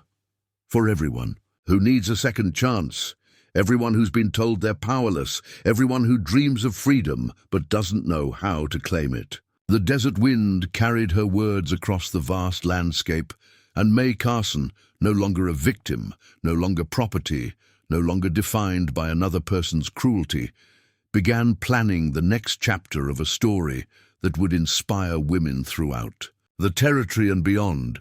Justice had been served, but more importantly, hope had been born. And hope, May had learned, was the most powerful weapon of all. 5 years after Vernon Henderson's arrest echoed across the Texas Badlands, May Carson stood on the covered porch of the sprawling complex that had grown from her impossible dream into a beacon of hope for women throughout the American frontier. The Haven, as it had come to be known, stretched across a fertile valley where 3 underground springs created an oasis of green in the harsh desert landscape. The main building housed the administrative offices and living quarters for permanent staff, while surrounding structures included workshops where women learned trades from metalworking to bookkeeping, dormitories for those beginning their journey toward independence, and classrooms where former illiterates learned to read and write their own names. Gardens flourished between buildings, tended by women who had discovered that nurturing growing things helped heal the wounds in their own souls. May watched the morning activities with the quiet satisfaction of someone who had seen an abstract vision become tangible reality. In the nearest workshop, Rebecca Martinez taught a group of newcomers the finer points of leather crafting, while across the courtyard, Elena Vasquez supervised the expansion of the complex's trading operations. The sound of children's laughter drifted from the schoolhouse where orphaned girls received education that would prevent them from ever being dependent on men who might view them as property. A rider approached from the east, dust trailing behind his horse in the still morning air. May recognized Jake Morrison's silhouette long before she could make out his features, and she felt the familiar warmth that his presence had brought to her life for the past 3 years. Their relationship had developed with the careful deliberation of 2 people who understood that trust was earned rather than demanded, built through shared purpose rather than romantic grand gestures.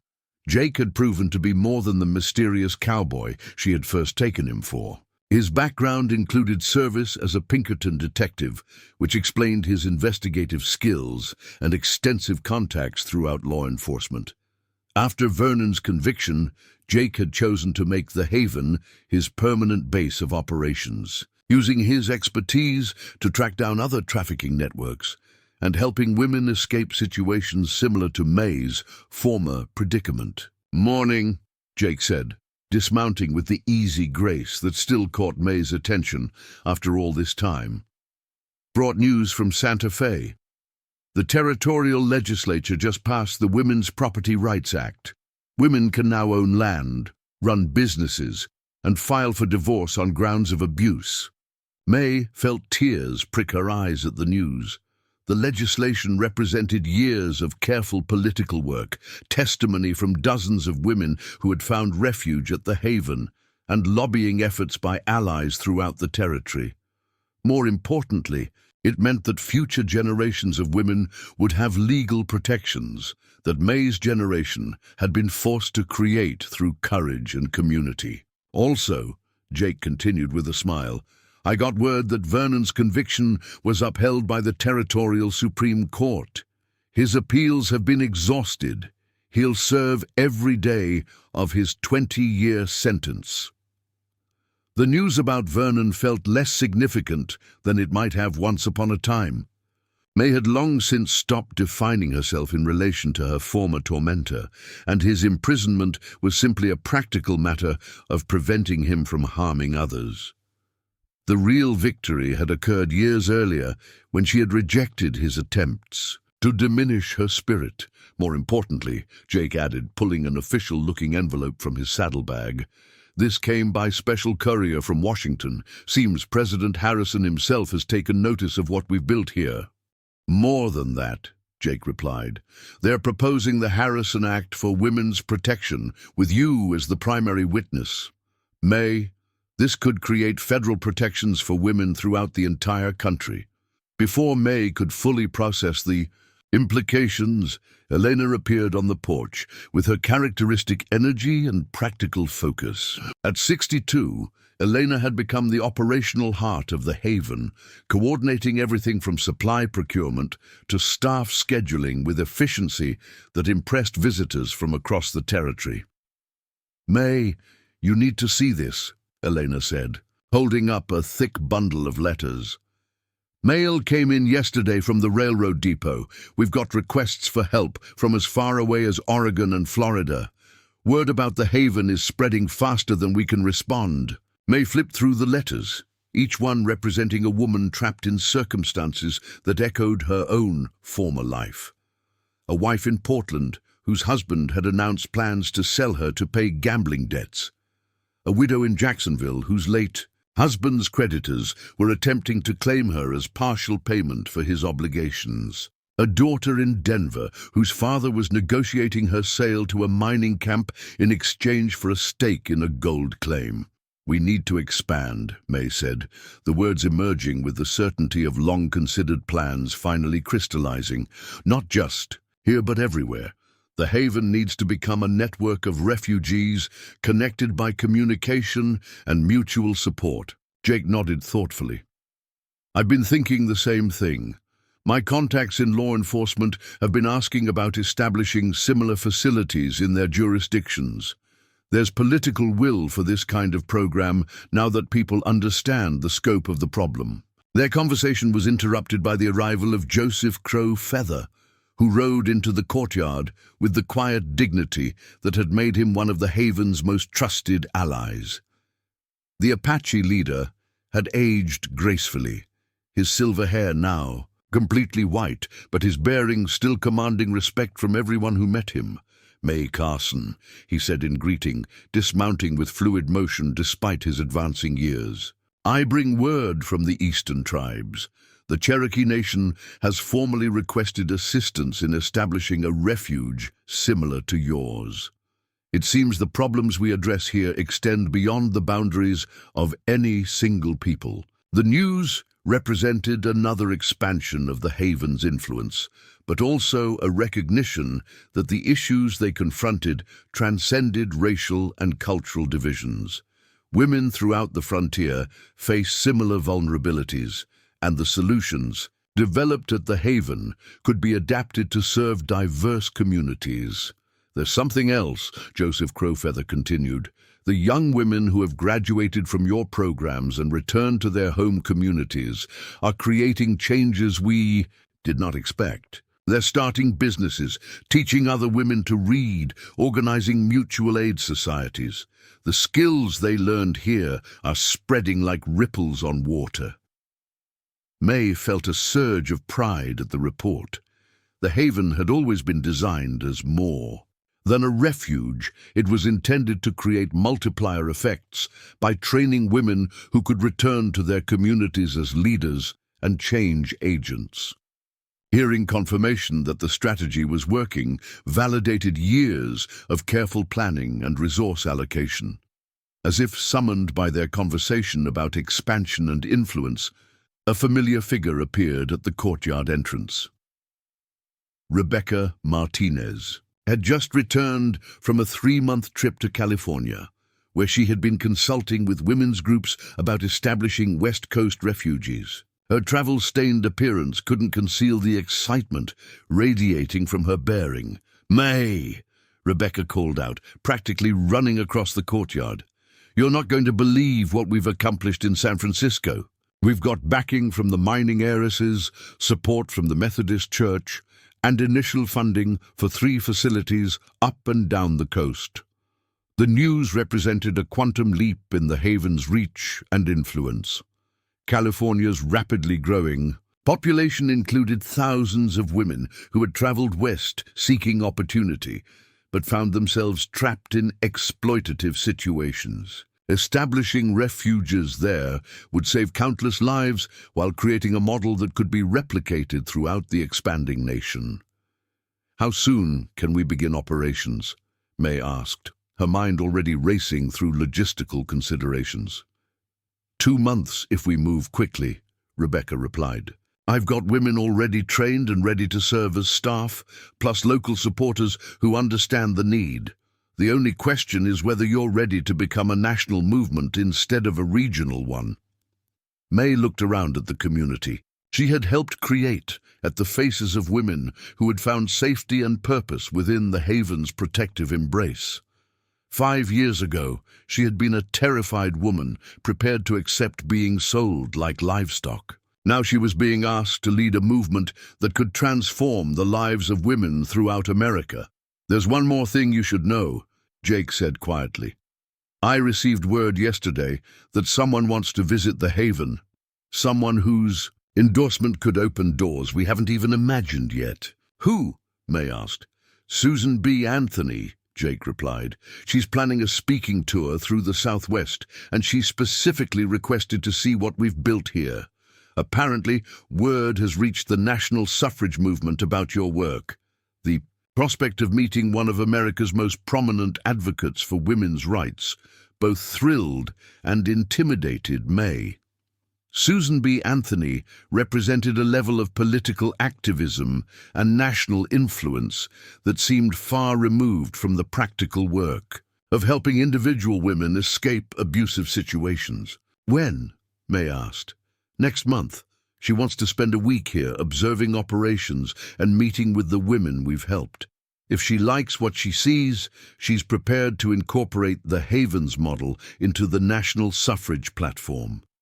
Elena whistled softly. "From the Badlands to the White House in 5 years. May, I think you've exceeded even your own wildest expectations." As the sun climbed higher and the normal activities of the Haven resumed around them, May found herself reflecting on the journey that had brought her to this moment. The terrified woman who had swept Vernon Henderson's floors seemed like a character from someone else's story, connected to her present self only by the thread of choices made in moments of desperate courage.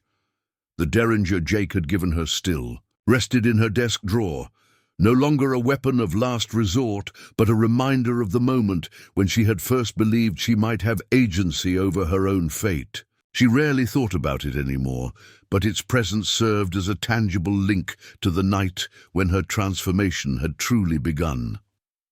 A commotion at the main gate interrupted her reverie. A wagon was approaching, loaded with women and children, whose appearance suggested they had traveled far under difficult circumstances. May recognized the signs immediately.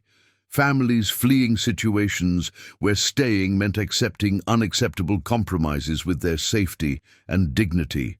Without hesitation, May walked toward the gate to greet the newcomers personally. It was a tradition she had maintained since the Haven's founding, ensuring that every woman who sought refuge knew she was welcomed by someone who understood her journey intimately.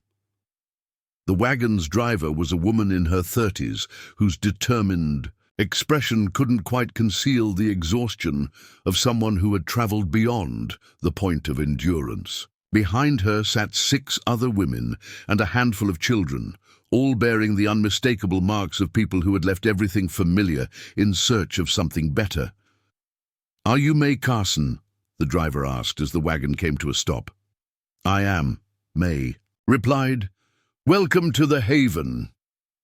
I'm Margaret Foster, the woman said, her voice breaking slightly with emotion. We've come from Colorado. Heard tell you to help women who need a fresh start. That's exactly what we do, May assured her. Why don't you all come inside? We'll get you fed and rested, and then we can talk about what brought you here and what you'd like to do next. As she led the newcomers toward the main building, May caught Jake's eye and saw the same satisfaction she felt reflected in his expression. This moment, welcoming desperate women into safety and possibility, remained the core purpose that gave meaning to everything else they had built. The afternoon passed in the familiar rhythms of intake and orientation. Each woman shared her story in confidence with trained counselors, while children were settled into the schoolhouse with gentle teachers who understood the trauma of displacement. Medical needs were assessed and addressed, practical skills were evaluated, and individual plans were developed for each person's path toward independence. As evening approached, May stood once again on the porch where her day had begun, but the landscape around her had been transformed by the addition of new hope and possibility. The 7 women who had arrived that morning were already beginning to see themselves as survivors rather than victims, supported by a community that valued their potential rather than their past suffering. Jake joined her as the last light faded from the western sky, bringing with him the comfortable companionship that had become one of May's greatest sources of strength. Their relationship had evolved naturally from shared purpose into deep affection, built on mutual respect and understanding rather than the desperate dependence that had characterized her marriage to Vernon. "Proud of what we've accomplished?" Jake asked, settling into the chair beside hers. "Grateful," May replied. "Grateful for the women who found the courage to seek help. Grateful for the allies who made help possible. Grateful for the chance to transform suffering into something meaningful." They sat in comfortable silence as stars began to appear in the darkening sky. Around them, the Haven settled into its evening routines, women finishing work in the workshops, children being tucked into safe beds, guards beginning their night. Watches to ensure that safety remained inviolate. "What do you think your father would say if he could see this?" Jake asked quietly. May considered the question carefully. William Carson had been a gentleman whose own struggles with debt and social pressure had ultimately led to her entrapment in Vernon's web of control. But he had also been a man who valued education, kindness, and the belief that people deserved better than the circumstances into which they were born. "I think," May said finally, "he would be proud that his daughter chose to build something that gave other people's daughters a chance to determine their own futures." The next morning brought news that Susan B. Anthony's visit had been moved up by 2 weeks, requiring frantic preparation to ensure the Haven presented its best face to such an influential observer.